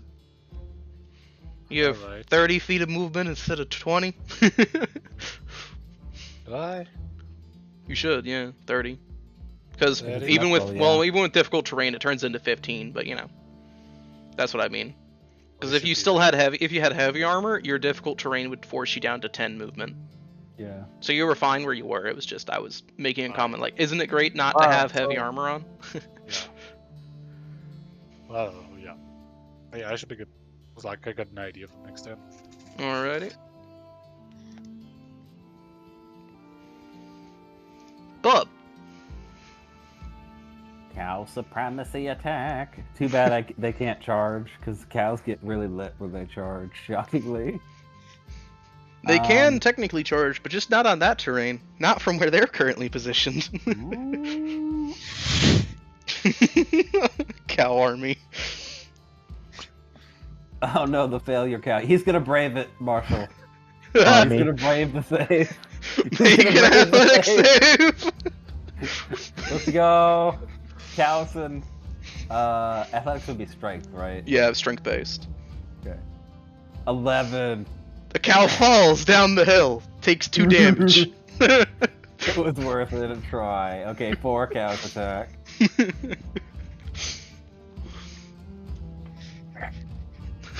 Oh, dude. Let's go. What are these rolls? Crit. Alright, so that is 4 hits. Alright. Yeah, and 2 are crits. I'll do the let's see. I'm just gonna do damage for 4, and then. Oh, no, that's for 4. Never mind. Hold up. 1, 2, 3, 4. Okay, so that's 16. 33. Yep, and then 2 of them are crits. So, how do crits work in your game? Just an extra d6 for each. Yeah, an extra d6, so roll 2 more d6 essentially. All right. So from 33 to 42. 32, 42. Yep. Put the dice of cows. The absolute state of the cows. Hey, it's like that's like Bub's like the cow. Yeah, my dream is to have all 8 cows charge in the same turn. That day will come, I promise you. And then Bub has like a little tear that he wipes from his eyes. It's beautiful. Alright. Have roll a con save for one of the cows. Con save 9. Alrighty.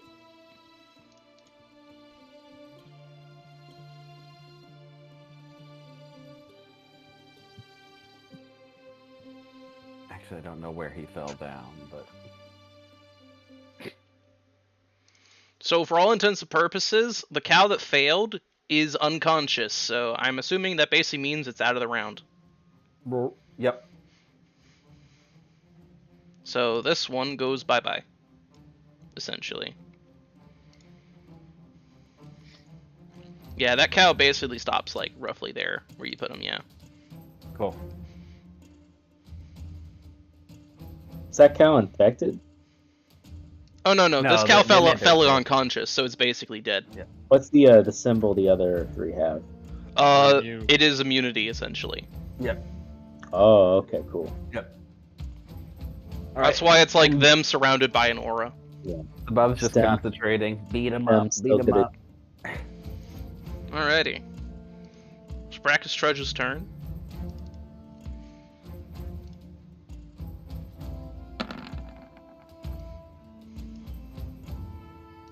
Oh, 10 is a hit. Shit. 110 hits. Ew. That is 21 damage. That kills one for sure. Mm-hmm. So they had 47, I believe. Yeah, no wait, they had 75. They lost 15, so that put them at 60. One of them lost 2, so that's 58, and then minus 21.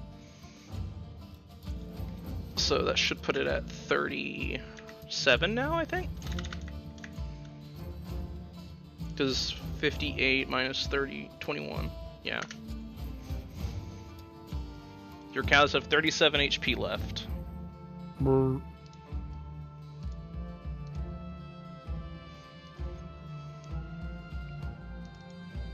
Eleanor's turn. She is going to cast Eldritch Blast at the Brackus Trudge.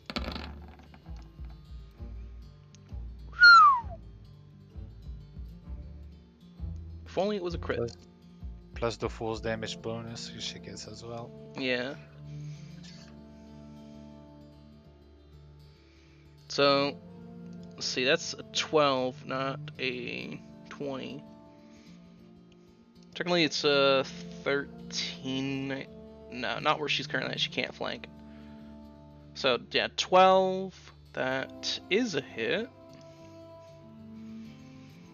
So that's actually 5, and I believe her necklace gives her a +2, I think, to damage on force.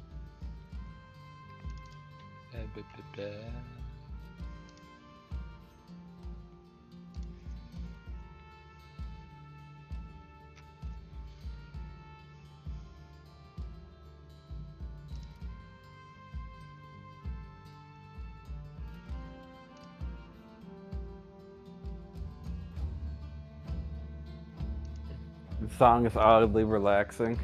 It shouldn't.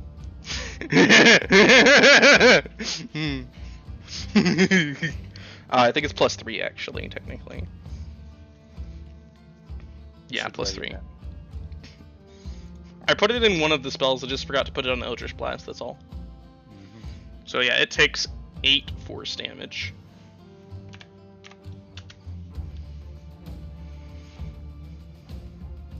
Yorm's turn.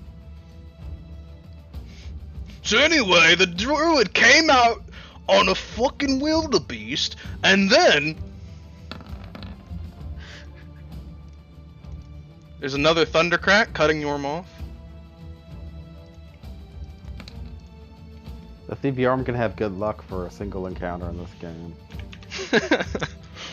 So it takes 10 piercing.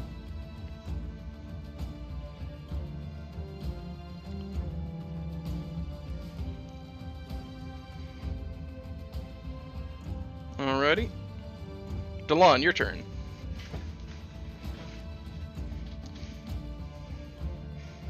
So, assuming the vine stuff is off now. The vines are still like spiraling around in the air, but Right. essentially, like, I'll say this one is fully dead. Hold on. That one's fully dead. The rest are still in the air, but they're now on fire with a blue flame. So all the other tentacles are on fire at this point, right? The ones that have risen up in the air are. The ones that are laying flat on the ground seem to have not caught fire yet. The ones beneath your Velisay's feet, essentially. Oh, so under us have not. Exactly. Wait, so under our feet have yet to catch fire. Yes. Okay. Torch time. Your torch So, is also whenever we're currently burning with an icy blue flame. Cool. Putting it to the vines beneath us, or at least because I'm still on the thing above it. If you wish to move on to a part that's not covered in vine, you'd have to move Yes, here. please. Okay. Yes, please. Which is very easy for you. Yes, please. All right. Now, where's Ophelia? Is she on the vines? She is. So is Gildos. Okay. So I'm actually going to I will take whatever damage is required. I'm going to grab her as much as I can without touching her bare skin or bone or whatever you want to call it to get inflicting necrotic damage. I also take resistance to that, but I'm going to try and get her hoist her up as like a bonus action while I'm moving to get her out of the way. All right. Make me an athletics check. I'll say with advantage because of Velisay. Got it. All right. Oh, Ophelia, for all intents and purposes, is currently riding on Velisay with you. yeah, You notice that she is basically- riding side saddle with her scythe Yes. ready at her hands, essentially. Basically, Delon did like an old Zoro move, swept her up in his arm, and she landed her on. Basically, hoisted her to be behind him on the Nice. horse. And then once Velisay and him in safety, he's going to light the vines on fire. Alrighty. Ouch. So as you lower the torch to the vines, all where you touch the torch on the vines actually spread out and move around, desperately trying to move away from the blue flame. Mm-hmm. They part like roaches would in the light, essentially. Right. All right. I might have to lose my torch if I can't light them like this. Essentially, they immediately move away from your blue torch at the moment. If you wanted to catch them on fire, you'd have to probably Toss it. yeah, toss it. Well, I should have more than one torch, if I recall. Yeah. And there's plenty So, of wood yeah. around, and if you wanted, you could make a pseudo torch. Makeshift. Yeah. It wouldn't I'll, burn as long as a regular torch, but it would still be a torch. Yeah, I'll sacrifice my torch just to do it. This is more important than that, and there's plenty of wood and stuff I can utilize later to make makeshift torches. Alrighty. Next time we'll have to buy a bullseye lantern. I'll buy more torches, and we'll need to buy a bullseye lantern. Alrighty. So you throw your torch. Where are you throwing it currently? This is I am important. throwing it into the area that is least. I'm clicking wherever it is here. Can you see that? No, I cannot. Is it over here? It's where I am in the front, wherever that's not most burned, basically. Ah, the place with I'm the throwing least it amount of literally- burning. Okay. Yeah, I'm throwing it literally into the ring, which is leastly not burning, basically. So in here, essentially. So wait, so the thing's beneath me, it's already on fire? No. Essentially, the ground here is not on fire. The vines that are sticking Yes. up in the air are on fire. Yes, I'm throwing it on the ground on the outer ring on fire to Okay. make it on fire. But this is still important. Probably- Like, which part of the outer ring? Like, around here-ish, Okay. here-ish, Right. here-ish. So right, I'm clicking on it. Sorry, it's where I took Ophelia out of. Okay, so essentially That's right right. in here. There it is. Correct. Yeah, so right in here. Fine. Ah, okay. I don't know why it's not showing up on Delon when he holds it down. And you have to hold the left mouse. Oh, there we go. Oh. Okay. Yeah, there it is. Alrighty, so right there. So you throw your torch down, and as soon as it hits some vines, they all combust in blue flames with a flash, which blinds everybody in the area briefly. And when the flash is gone, you see cracked stone ground with blue runes and runic etchings glowing.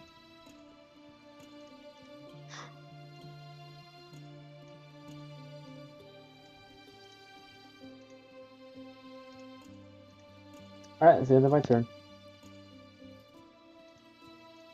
All right.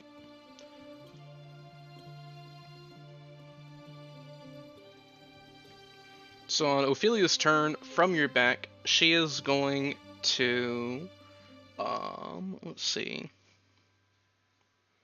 Yeah, you're currently fine. Do.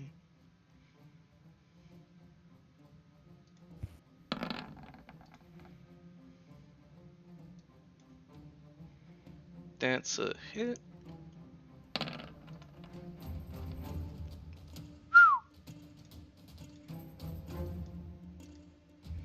So this brackish trudge Freaking along the dead, way motherfucker. is dead.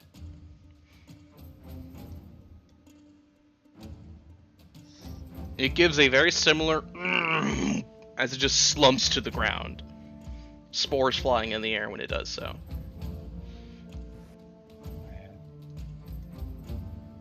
Thank the cows for literally making them non-threat. I know, that's the whole idea. I'm happy. Tulio's going to move a few feet over this way.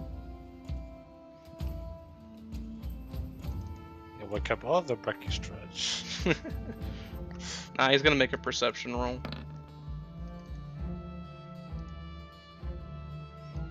Hey Chief, didn't those things rise out looking like boulders?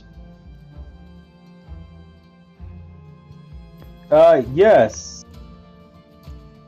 What if would it be a bad idea for me to let you know that there are two boulders over here?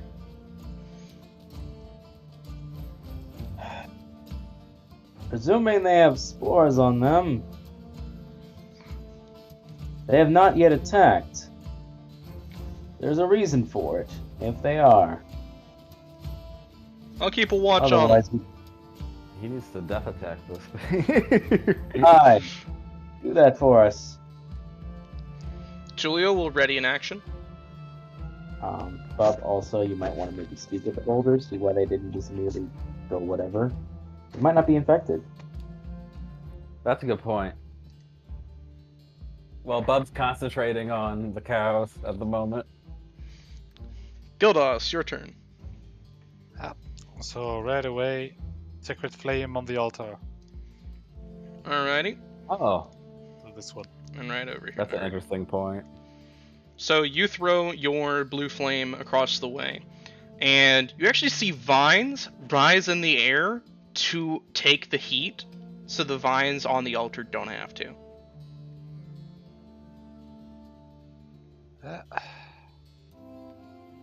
It's okay, I'll just move closer. As you do so, Gilnos, you see that the vines immediately rise up out of the ground and create a pseudo barricade, blocking you from entering. It's okay.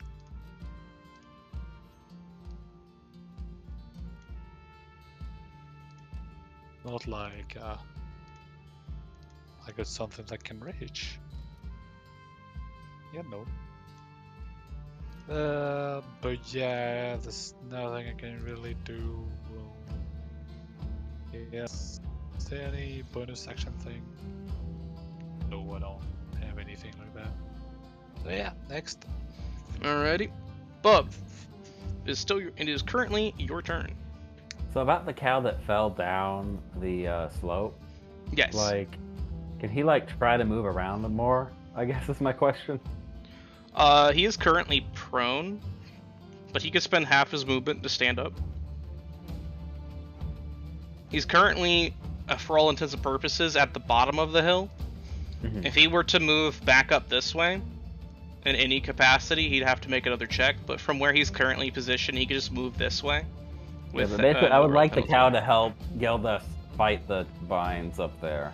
He could That's the move idea. over into this area, essentially. Yeah. Use the cow to make a hole in the. Act- Eat the wall. Eat the No, wall. he doesn't you're have a enough cow. room to charge. You're a cow. Eat the wall. Eat it. Literally, yeah. Like here-ish. Where are the vines over here? Nah, I put a green line. Okay. I want the cow to start attacking the vines. Alright, roll cow damage on the vines. Did I have the other cows do that? I mean, I don't see any reason why not. The cows attack the vines. If they don't fall down. Well, no, I have them take the way around. I did that to expedite things. So 3 cows. So I will make a note Dang!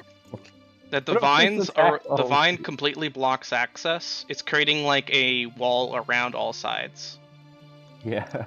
So it can't even get to the altar for the sideways. I'm so dumb. Actually. No, dude, just jump on a cow and then haul yourself over, dude. Dude, I could have just cast Spirit Guide and gotten all Oh, yeah. Well, whole stuff. save it for the next encounter. Holy crap. These attack rolls for my cows are insane, dude. They've been doing very well. It's the universe telling me that the cow army is a go. That's the +4, honestly. Yeah. So that's going to be 25 damage from the cow. Alrighty. So those 3 cows attack the vines, and they do 23 damage to them. Some of the vines snap and tear away, only to be immediately replaced by more vines. Yeah. Instantly? Yep. You gotta burn them. It's okay. Use the cows as kindling. Eleanor's turn.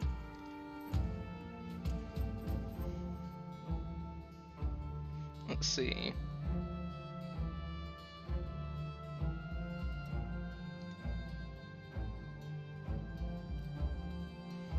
Alright, Eleanor is going to drop concentration on Mage Armor and cast Detect Magic.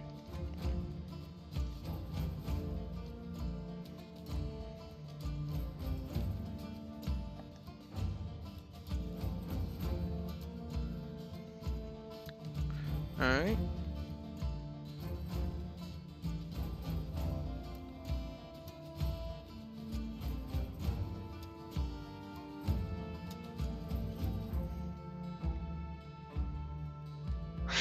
Let's see, 30 feet of her. Good enough. So as Eleanor casts Detect Magic in the area, she looks up with a look of surprise. There's a lot more natural and divine magic here than I truly thought. I don't sense an ounce of necromancy or anything, just divine magic and what would be called natural magics.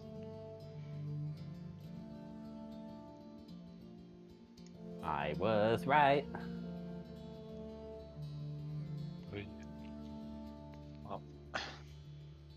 The divine magic is devouring and overwhelming the natural magic, though.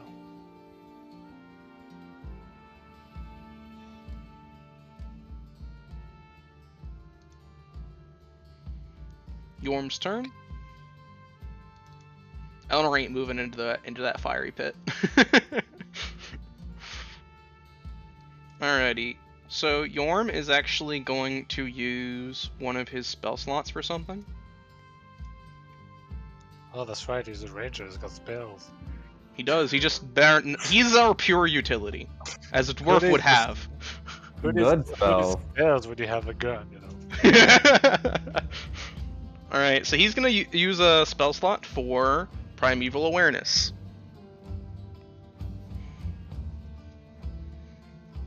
Let's see. And he is going to choose, see, creatures are present within one, or you can sense whether the following types, creatures, or within up to.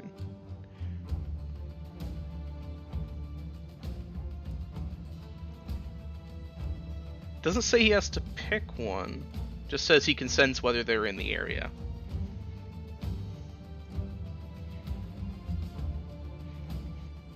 Yorm's eyes widen, and he actually looks around with his gun ready. What on earth? Celestials? Dragons? Fae?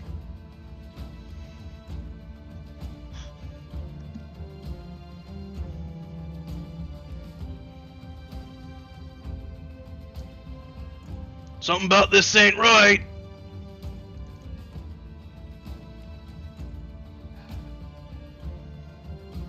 I'm not so sure about that. Well, I mean, if it's Tiamat, then she would probably would be a moon dragon. So Yeah. those Alright. moon dragons are all three at once. And besides, we have a dragon walking around with us anyway. Oh, Dragonborn. You know, close enough. Delon, I'm your pretty turn. sure that's not what that means. Dragonborns don't have the dragon typing. No, they don't. No. Not yet. Anywho. Alright. Where the pale bloom box is, it's completely clear of vines. Nice. Okay. I need more flame. We can use it to burn. Is there any fire around? Fire that's not like something I can kind of get my hands on, or at least something. Most of the fire is currently in the process of rapidly spreading and consuming the vines. Right. You notice your torch is still, it is in the middle of the vine-free area, still lit with blue fire though. And it's a mostly clear area now, right? Oh, it's completely clear of vines. There are none left. They've been Right, I'm gonna go essentially for my torch completely again. removed. Alright, I'm gonna go for my torch again. Alrighty. And, I see the wall. I wonder if I can throw it from here.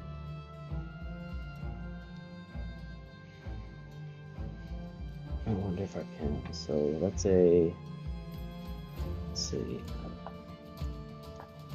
You could move as normal through this space, essentially. Right. But once you get here, it starts to become difficult terrain again. Alright. So, in this distance, I kind of want to throw the torch to Gildas if I can't get it in that distance.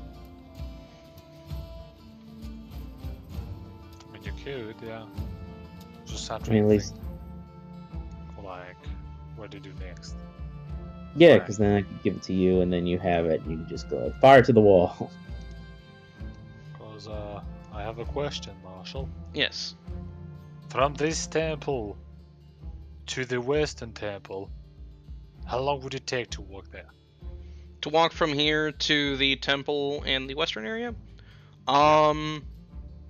it would take about, if you're moving diagonally, like if you move this way to get there, it would take you, because it took you about maybe like an hour to get here from a straight way, but from diagonally, there's not really a path leading through, so it'd take more time, about maybe I'd say 2 hours to travel from a direct diagonal from here straight down. Never mind then.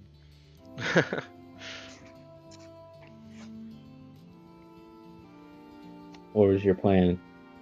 Well, you see, Spirit Guardian is 10 minutes. 10 minutes. Uh, So if we okay. can make the trek all the way to the table, I can just like start it there, like we do the other table while the constellation's still up. We'll get No. the three pillars at the same That is time. that is a smart idea.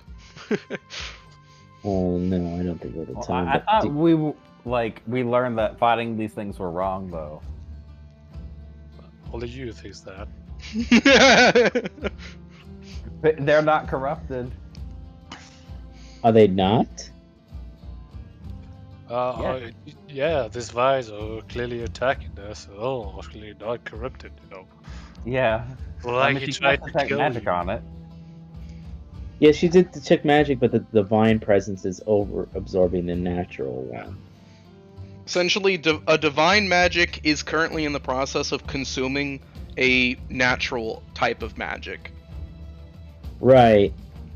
But then the nature part was like overwhelming the divine. That's Right. wrong. Oh, don't make us make this big fucking decision at the end. I don't want to do that. What has nature given us? No.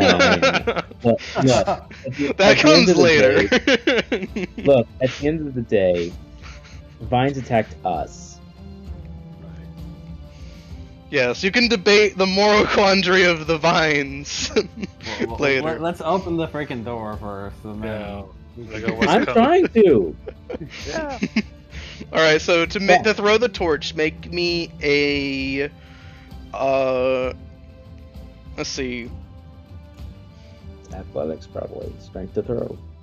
Yeah, roll me an athletics roll to throw it towards Gildos. There you go. 14. Good enough. Gildos, Dawn throws you his torch. You are able to catch it. Nice. So I look back and nod.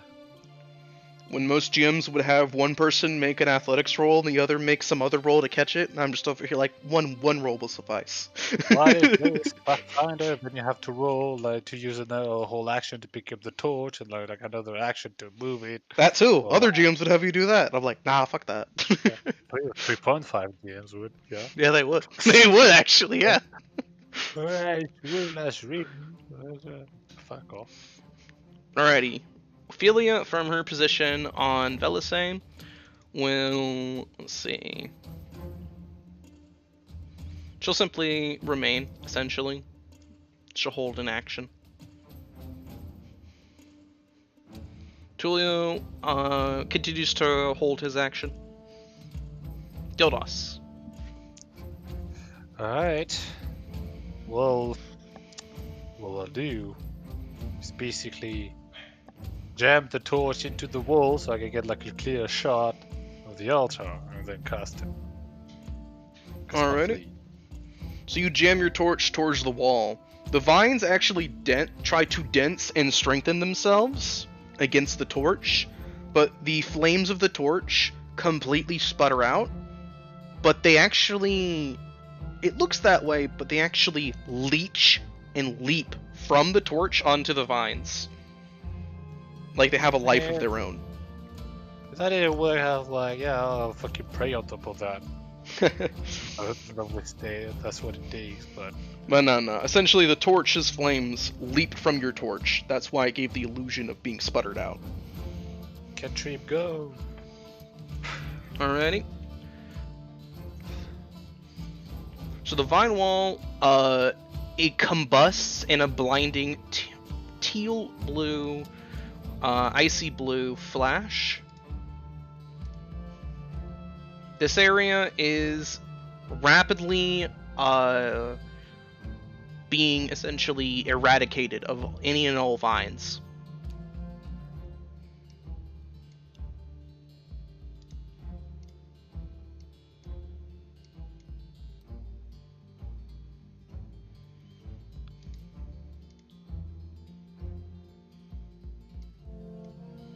The only vines that are remaining in this central area are The ones on the altar, essentially.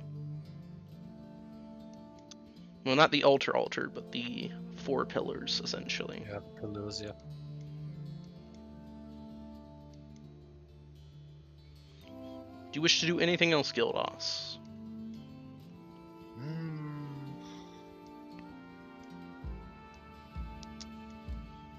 I think I'll move back to the center. Alrighty. Because I mean, the altar is lit up now. 2 pillars are lit up. So we only need the last 2. If the MacGuffin will come down, probably. Bub. Okay, what's the plan now? I don't know what we're doing. Just produce flame on one of the pillars. That's what you have to do, I think. Return, cows. All right, I drop concentration for the Bub cows. is and a I'm gonna- Bub is a Pokemon trainer confirmed. someday. So I'm gonna produce flame on. See, the ones that are marked are already. So let's do Yes. this one. Alrighty. He's got his Miltangs. He's Gym Trainer Whitney. Gym Leader Whitney. Of course, now I actually get a good roll when it's not necessary. Roll me damage. 11 damage. Alrighty. That's pretty good, actually. It actually is. Whatever. Fuck it. Alrighty. So that pillar catches fire with the same blue flame, revealing the mark of a head. You can also see that the symbols on the ground around the central 4 pillars is almost like something. It's like looks like a tail that is almost seems to wrap around and spiral around the 4 pillars before a central kind of upper body kind of begins to form.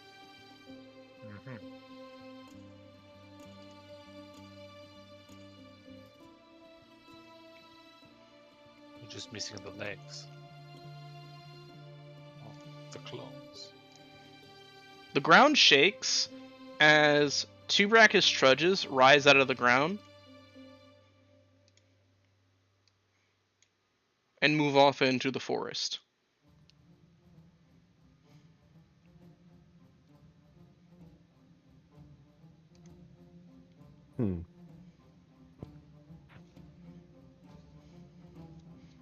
Eleanor's turn. She is going to cast Firebolt at the final pillar.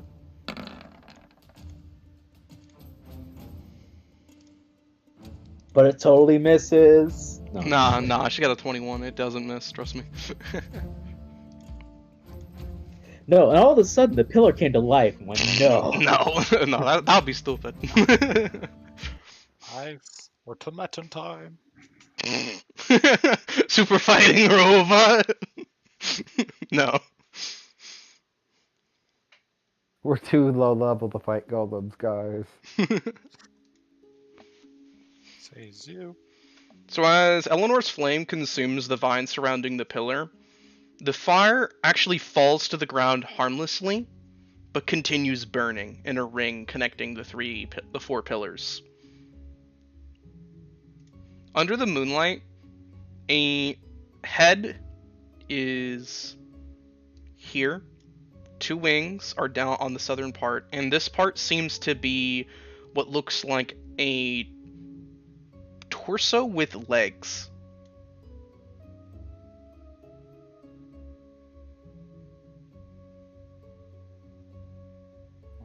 Alright, we gotta spin the pillar so it fits all the body. Head on torso, and then wings somewhere. Well, we do have a model in the altar, so let's follow. All right, how can I help with this? I'm but a simple 30-pound kobold.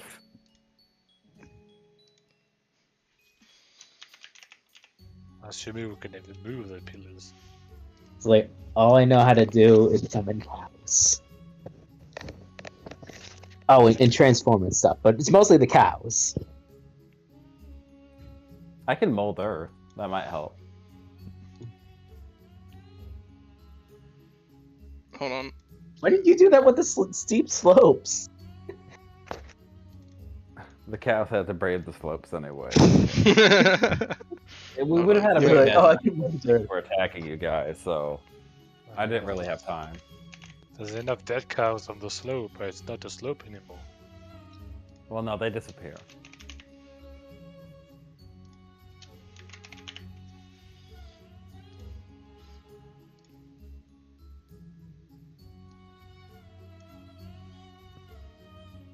So pillar-wise, these are where they currently are.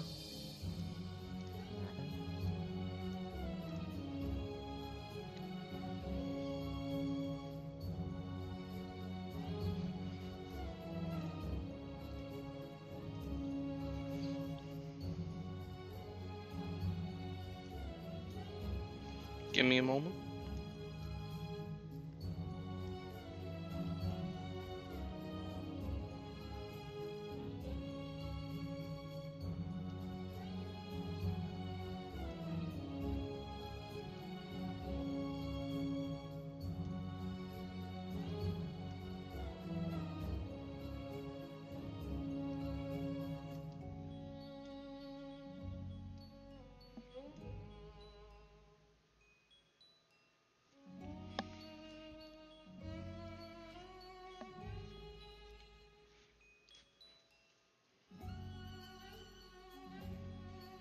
And the shapes are the things on the ground, essentially.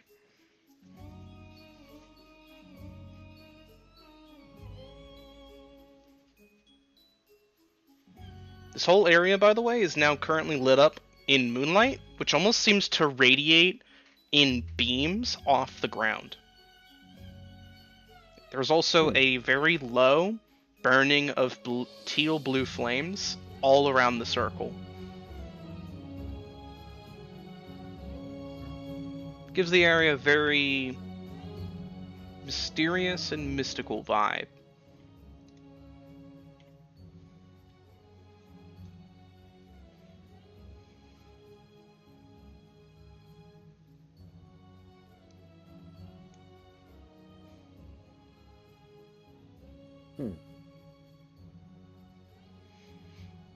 And there is, give me one moment, text.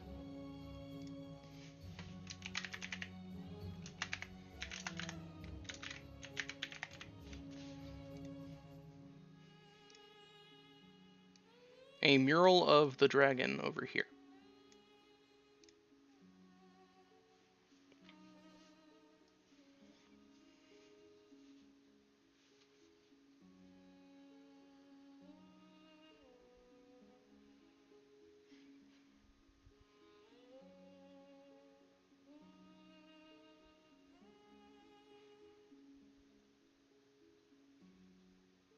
This is now a puzzle. Mm-hmm.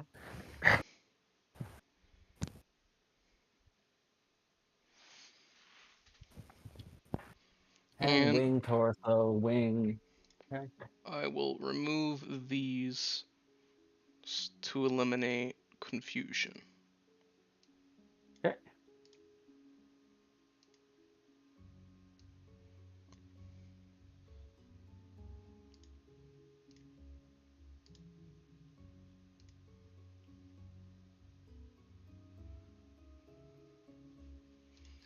Well, let's check the mural again.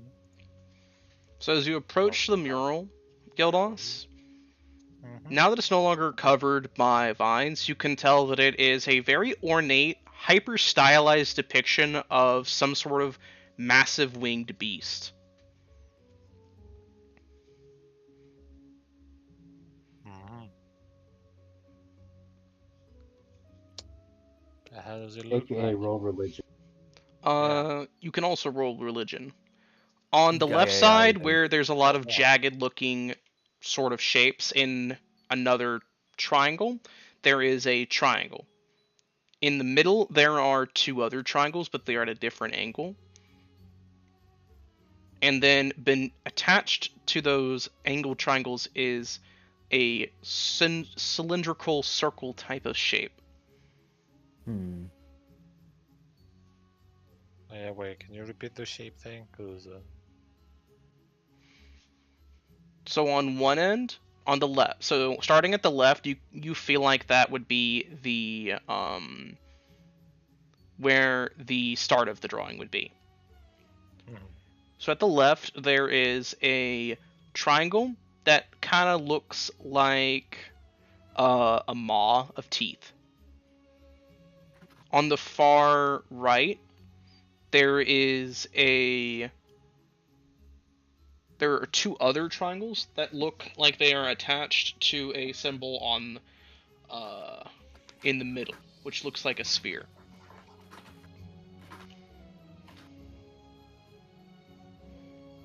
Okay.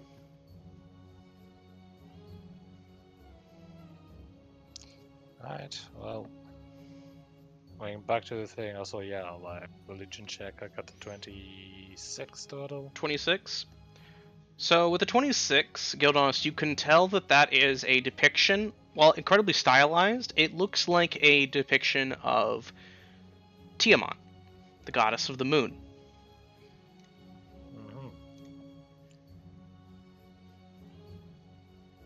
Yeah, it makes sense, considering this, the temple and all, like... Out of curiosity, is not evil? In older standard editions, she is an evil goddess dragon, but she didn't start off that way.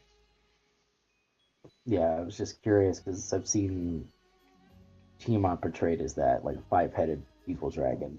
Yeah. It depends on the edition and the world you're playing in, honestly. Yeah. That's not the case in this one. Marshall has his own Yeah, this is its own like mythos and creation and all that. Yeah. And pantheon. So, in the middle there's a dial, right, or something? In the middle there is a sort of it's a bit of a depression, but it's mostly smooth with the overall rest of the surface, but it is a little bit of a depression. It looks like something is, with your perception, I would say that with a 20 perception, it almost looks like something is supposed to activate from there. Right. Well, I'm gonna take a look at the pillars, and if I find like a button or something on each of them, I'll press them in the order I put the numbers. Alrighty. So as you look at the pillars, you do not see a button, but you find that the pillars are the ground that connects the pillars to the ground itself is surrounded by the teal blue flames. When you're investigating them, you feel like you could move these pillars if you wished. Right, so left. Okay, hold on.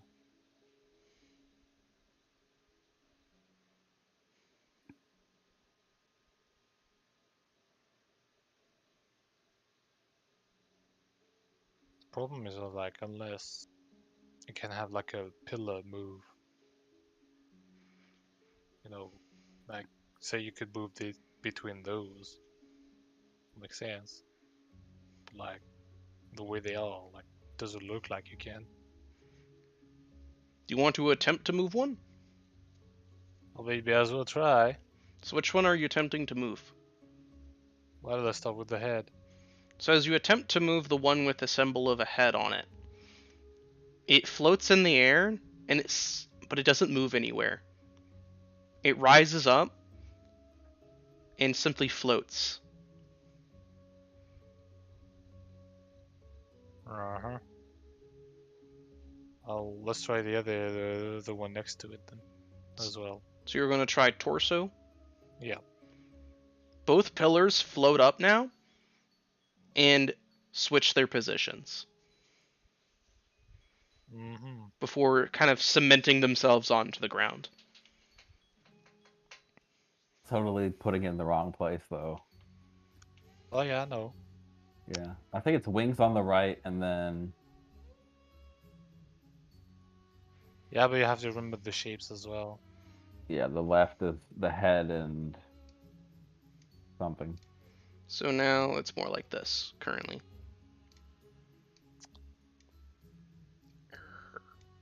There, good enough.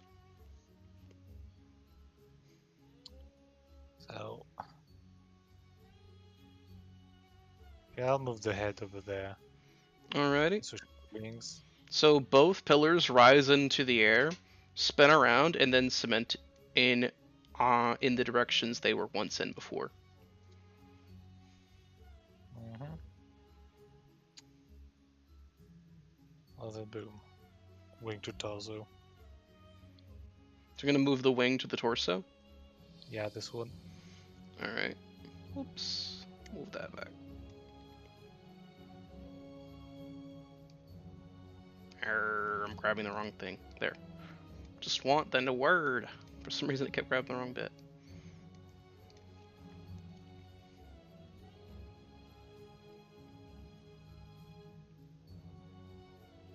Mm-hmm. They have flown up and switched places again.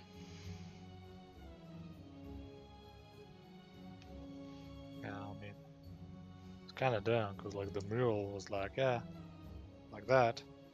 And you look at the pillars, like they're all in the right place. So unless like you literally invert it, which is pretty dumb. But I guess. Looking at the mural again, Gildas, the ones on the far right are two triangles facing the same exact direction. Mm-hmm. Between them Yeah. is a circle, and on the far left, there is a different triangle.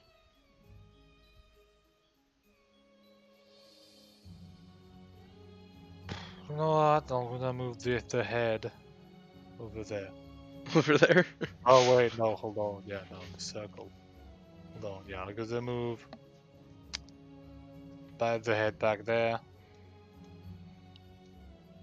Right. Alrighty. And then wing to torso there. Ian. So as soon as you do so,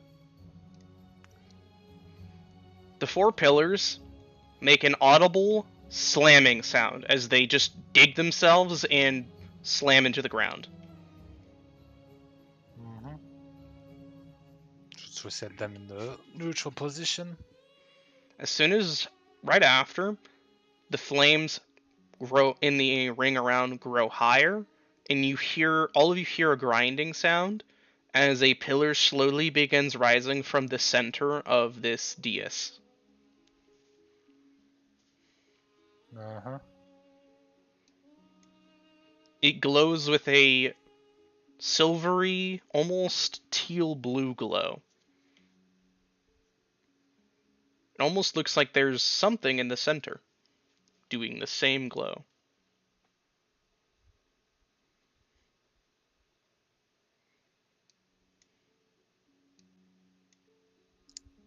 Is it an orb?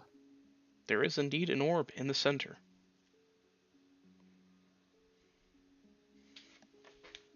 Well, Government orb. everyone, looks like we found what we're looking for. I think. Nice. That is, of course, if the owner of this place lets us take it.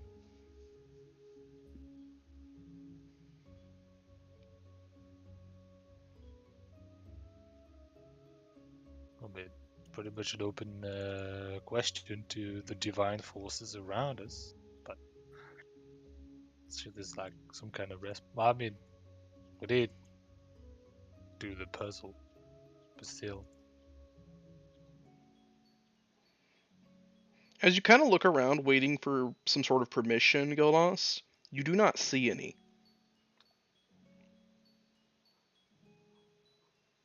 Well, let's go by feeling and just take it. I mean, if they feel I have the sun orb, it should be fine, right?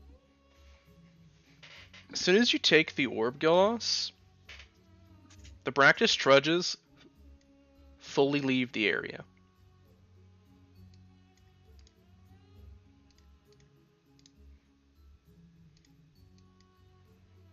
Heading as far away from the temple as possible, but at a leisurely, slow pace. You also feel the flames rise up for a moment, swirl around in the air, and then kind of disperse, leaving teal blue sparks just floating all around in the air.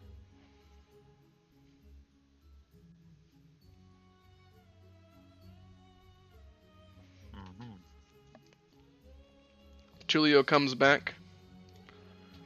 Looks like those Bractus trudges wandered off. Couldn't really get a good look at the other ones we killed. But he wanders back over. Woo! Tulio's token is having a fit. Hold on. There we go. So just slid down the slope. No, I did this. Uh-huh. I did that. I had to fix it.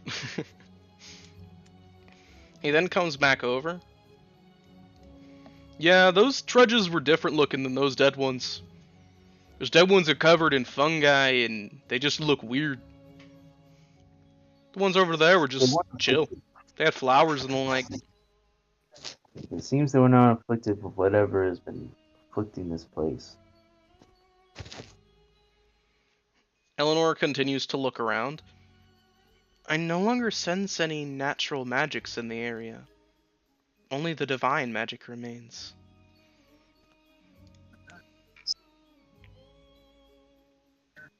Does that mean the natural magic was those vines? However corrupted they may be.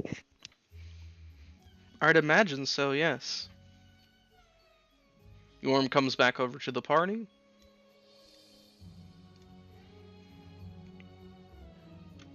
Still feel some sort of dragon and celestial in the area. No longer really feel any fae, though.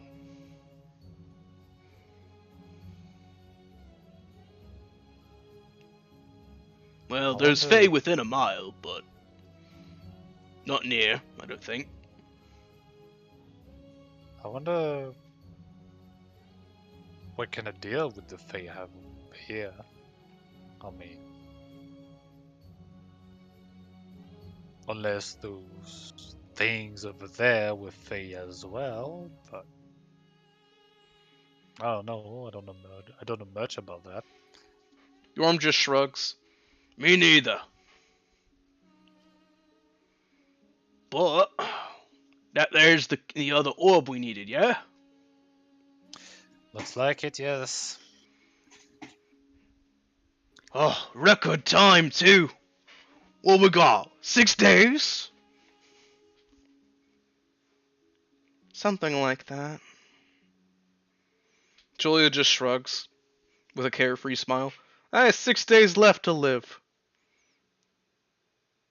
That's much more time than I had when I had a sickening disease.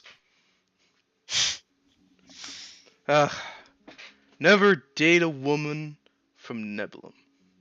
She gives you something. That's repulsive. You have no idea. Enough. We have what we're looking for. We need to move on. I can agree with that. So, Yob, why did we come to give the game trailer we found might lead to? No right clue.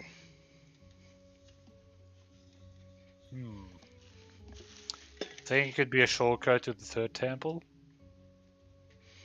It might lead somewhere over there. It is rather in that direction. Indeed.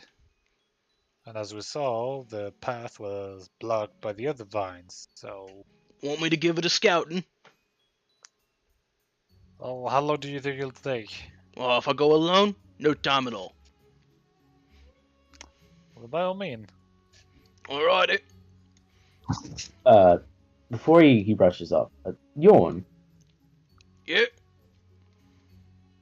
Delon's gonna hand him one of his firebomb Molotovs, just in case. Thank you.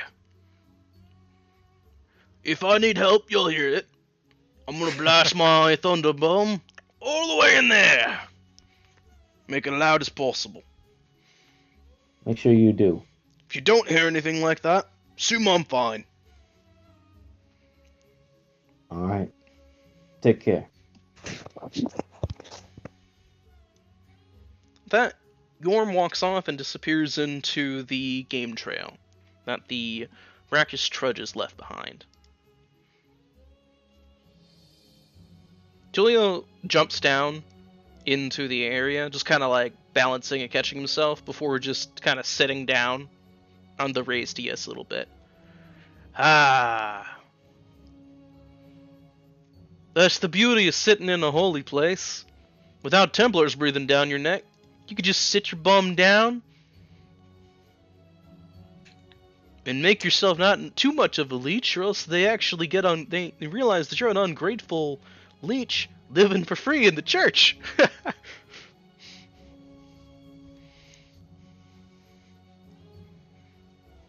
Ophelia visibly frowns at him. You should not use that kindness against them.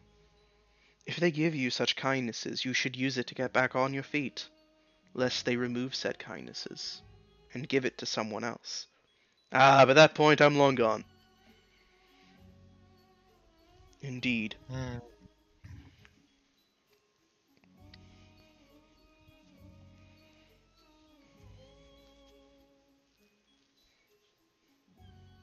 Still, Julia looks over to Bub. Had no idea you could summon cows like that.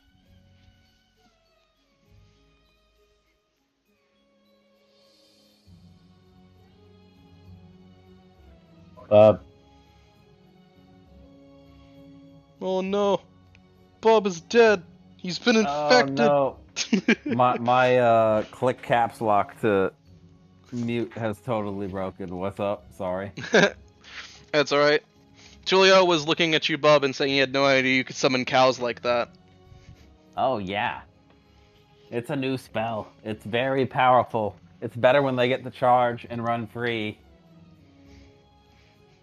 No kidding. Ah, the things you could do with a spell like that. Crash through an entire rank of low-level soldiers. Crashing your way and creating a distraction while you snuck in through the back. Ah, the things you could do with it. Cause a massive disturbance, go the other way. Hold off an aggressing force, sacrificing all the cows, leading them to the slaughter. As you made your way to safety. Stalled one force so that your team could kill the other force. Ah, if only I could summon creatures. Yeah, it's very versatile. I'm glad you're impressed. Yeah, so Bub's gonna like trudge up and take a very close look at all the drawings and what has happened since we completed the puzzle. Alrighty. So the ground in the area is no longer on fire. Instead, it's almost like the fires are like wisps in the air, just kind of dotting and floating about, but faintly, offering almost like a sort of like a starry sky, but within arm's reach. Cool. The four pillars are still glowing in moonlight, but they're no longer glowing like they would be on fire. And the ground has a moonlit etching of the dragon Tiamat on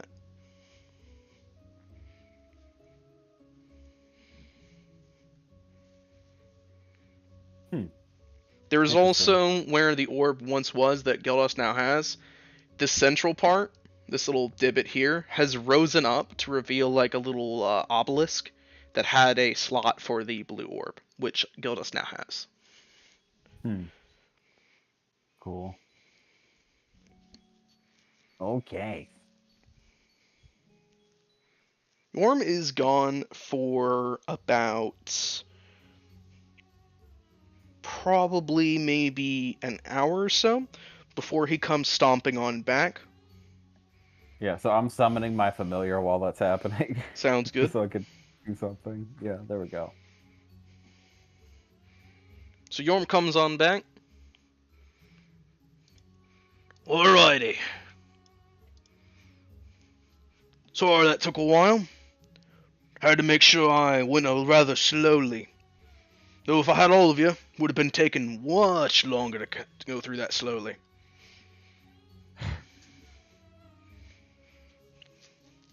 Not as long as if you didn't have a ranger leading the way, mind. But longer still. What did you find? Well, that's exactly it. Found that little hunting game trail over there. Those creatures just move on through it, and they came out of a bit of a hole in the wall. Vines big as Velisir there, just pouring, crashing out of the wall, making sort of like a bridge leading up to it. Whoa. I think it actually, and if you follow that bridge of vine, I think it leads actually into that western temple. Good guess, Gildas.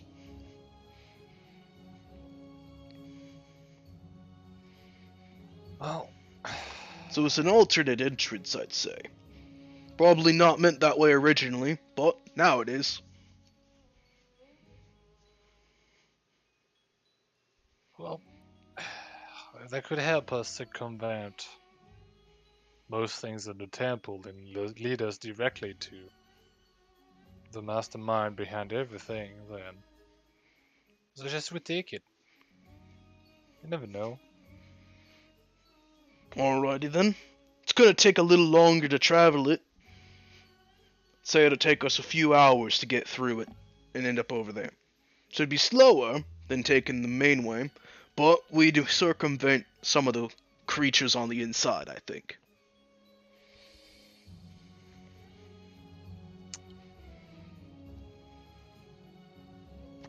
In game. I'm sorry, out of game. Is that would that be then closer to the pauldron that has the flames coming out of it that had all the oil? No, it would be closer to the gate, essentially. Right. Cool. That's fine, but I do recall that being like pretty close to the gate itself as well. Not Yeah, too it was far. decently close. There was a Okay. tunnel, like a small little tunnel walkway that led from that torch, but Right. essentially you could backtrack to it if you needed. I think How that about- would be a smart move, just overall. Yeah, go ahead. Honestly, with Vela say you can get to it pretty quickly too. So Right, I could just go by myself, grab whatever I needed from these seemingly endless amounts of oil and fire, and just prepare some stuff.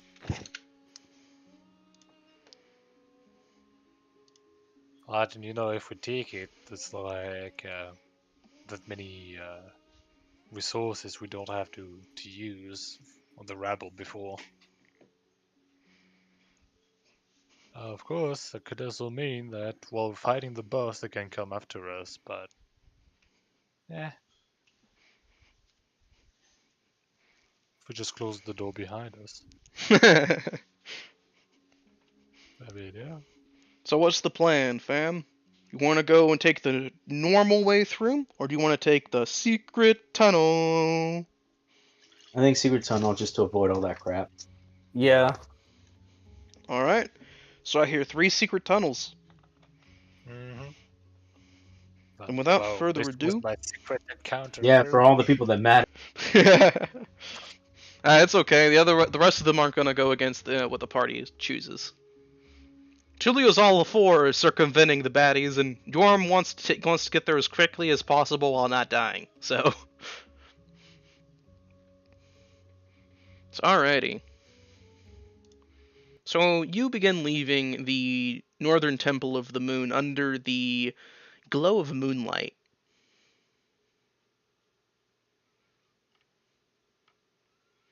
Give me a moment. This feeling of tranquility and peace that kind of fully fell over you while you were in the temple area very rapidly begins to leave you as you wander through the path.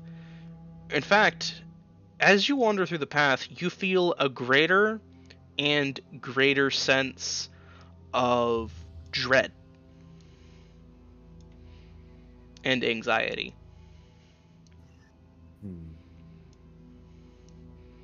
Delon, this feeling is not alien to you. You are reminded of the sensation that you would have before meeting an incredibly tough trial or preparing mentally for a very aggressive adversary.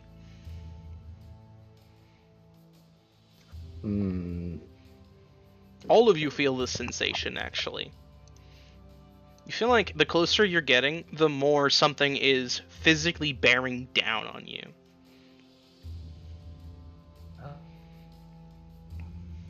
Honestly, the feeling persists and gets stronger and stronger. I'm gonna use whole amulet of yore that we got a while back.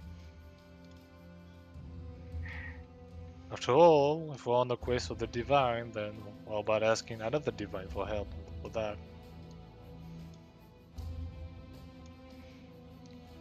Alrighty. So as you grasp the amulet of yore, which hangs around your neck, Gildas, you mutter a prayer. You immediately feel as a response is had. You feel the blessing of the god, yore, as courageous and powerful action swells up in the hearts of you all. You feel bolstered and reinvigorated.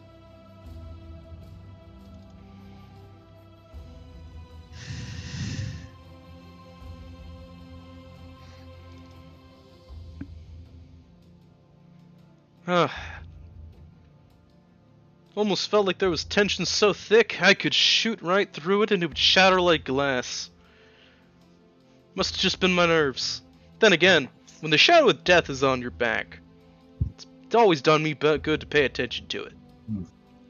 Delon probably notices that Gildas had fiddled with his necklace, and he goes, perhaps something else aided us in our time of need. And he gives Gildas a wink. Yeah, perhaps. Went back as well.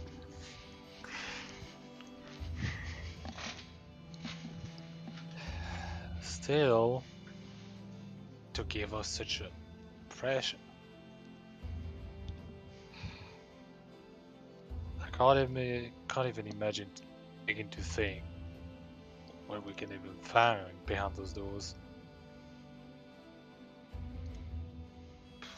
Whatever it is powerful. That can be certain. It has the aid of nature by its side, whether by purpose or other means. That is not. We will be at its mercy soon enough. Well, let's just hope that, quite frankly, it's not an elaborate prank from the Green Dragon.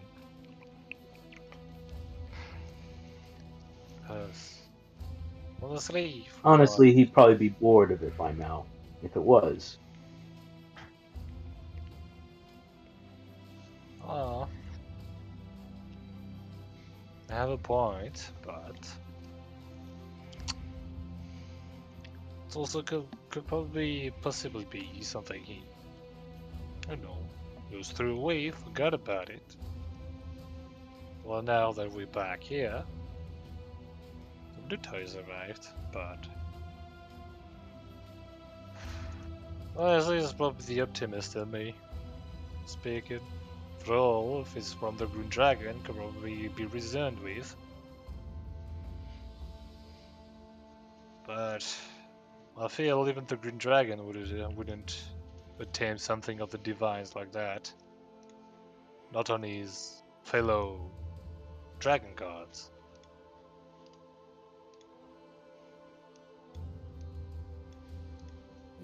So Bob says, I don't really understand. It seems like I don't really know. It's like there was something set up here, and then I can't tell if this was set up after nature was here, or if something corrupted the nature around and it got in the way.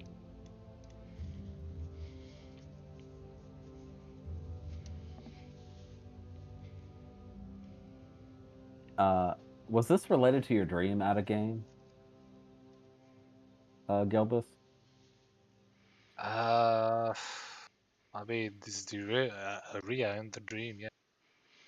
Yeah, I believe basically Bridget gave him a dream, then communicated him through essentially a dream to get this to get an item. Yeah, so Bub says, well, what's your objective, Gilbus? What did you see in your dream? I think we should go off of that. Well, I didn't see anything from this place, that's for sure. All I got was that I was in Bridget's domain, speaking with her, and she told me to retrieve her idol that was lost in the temple. Fortunately, I do not know how the idol looks like, but I feel like this is something that once I see it, I'll know.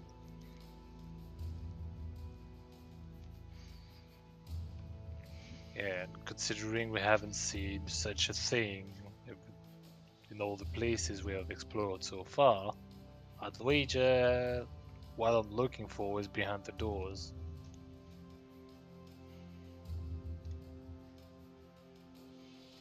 Now, whether they're the source of the corruption or not, that's honestly pretty unlikely. But I've been wrong before, so... Well, I think we should go do that first.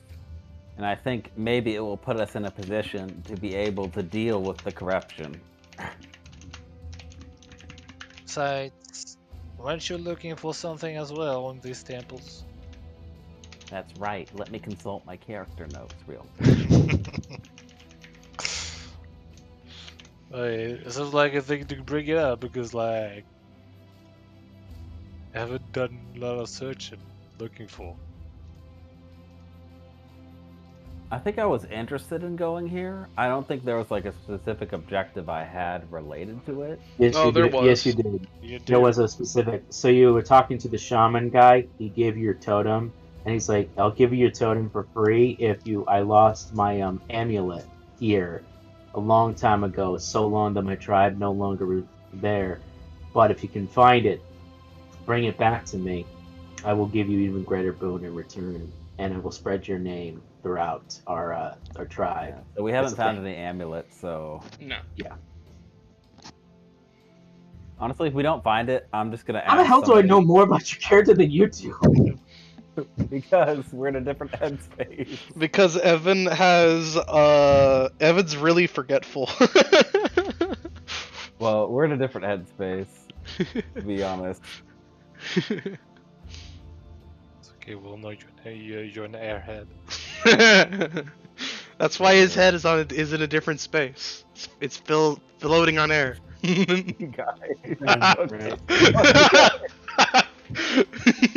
I'm sorry. I'm not offended. I just...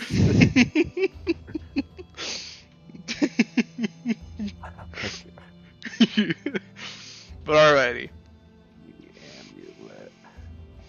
So, with the party rebolstered and the entrance to what Yorm said, rapidly appearing, you come before a massive vine that is bigger than Velisay. It's actually so big it looks like a giant snake, and it is just exploding out of a wall, just tearing, almost punching right through it, shattering its way out of the wall, and it just spills out into the forest. And it just kind of makes like a natural viney bridge leading up to the hole in the wall. Here we are. Let's go, one after the other. And without further ado, the rest of you follow after Yorm, heading up through the vine and through the wall. When you reappear,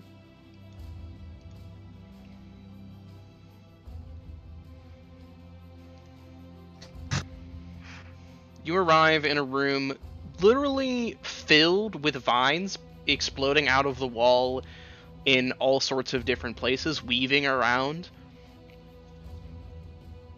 The vines seem to explode from the northern side specifically. All these vines have pushed their way out of the northern wall and exploded, spreading all around the temple area.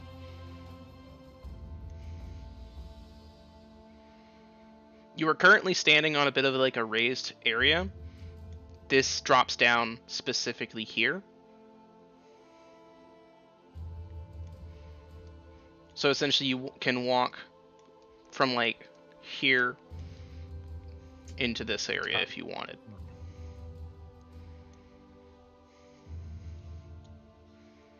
And you can walk across these vines.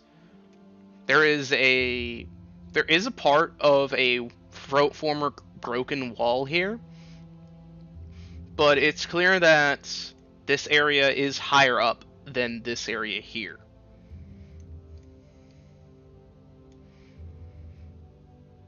There doesn't seem to be any sort of a bridge that you can see, except for the vines, which have created one.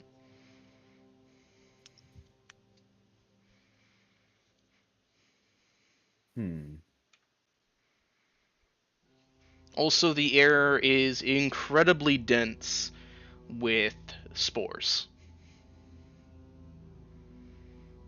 Denser than last time, or? Denser than last time. So One much issue so is you we can didn't see have like a the- yellow haze in the air.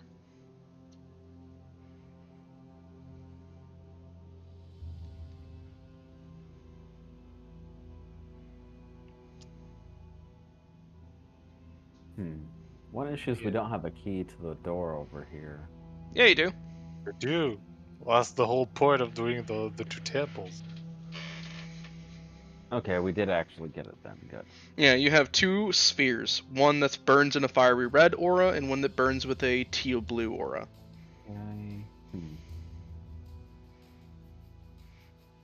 An icy silvery blue aura and a basically fiery red orange golden aura. 1000 degree. Oh, that is minus 1000 degree.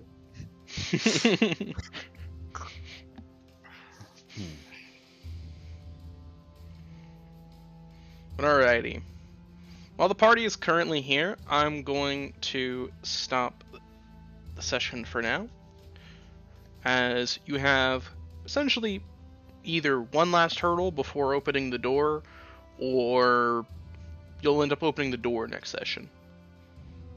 Yeah. So thank you all for tuning in. Hope you have a good one. Bye-bye.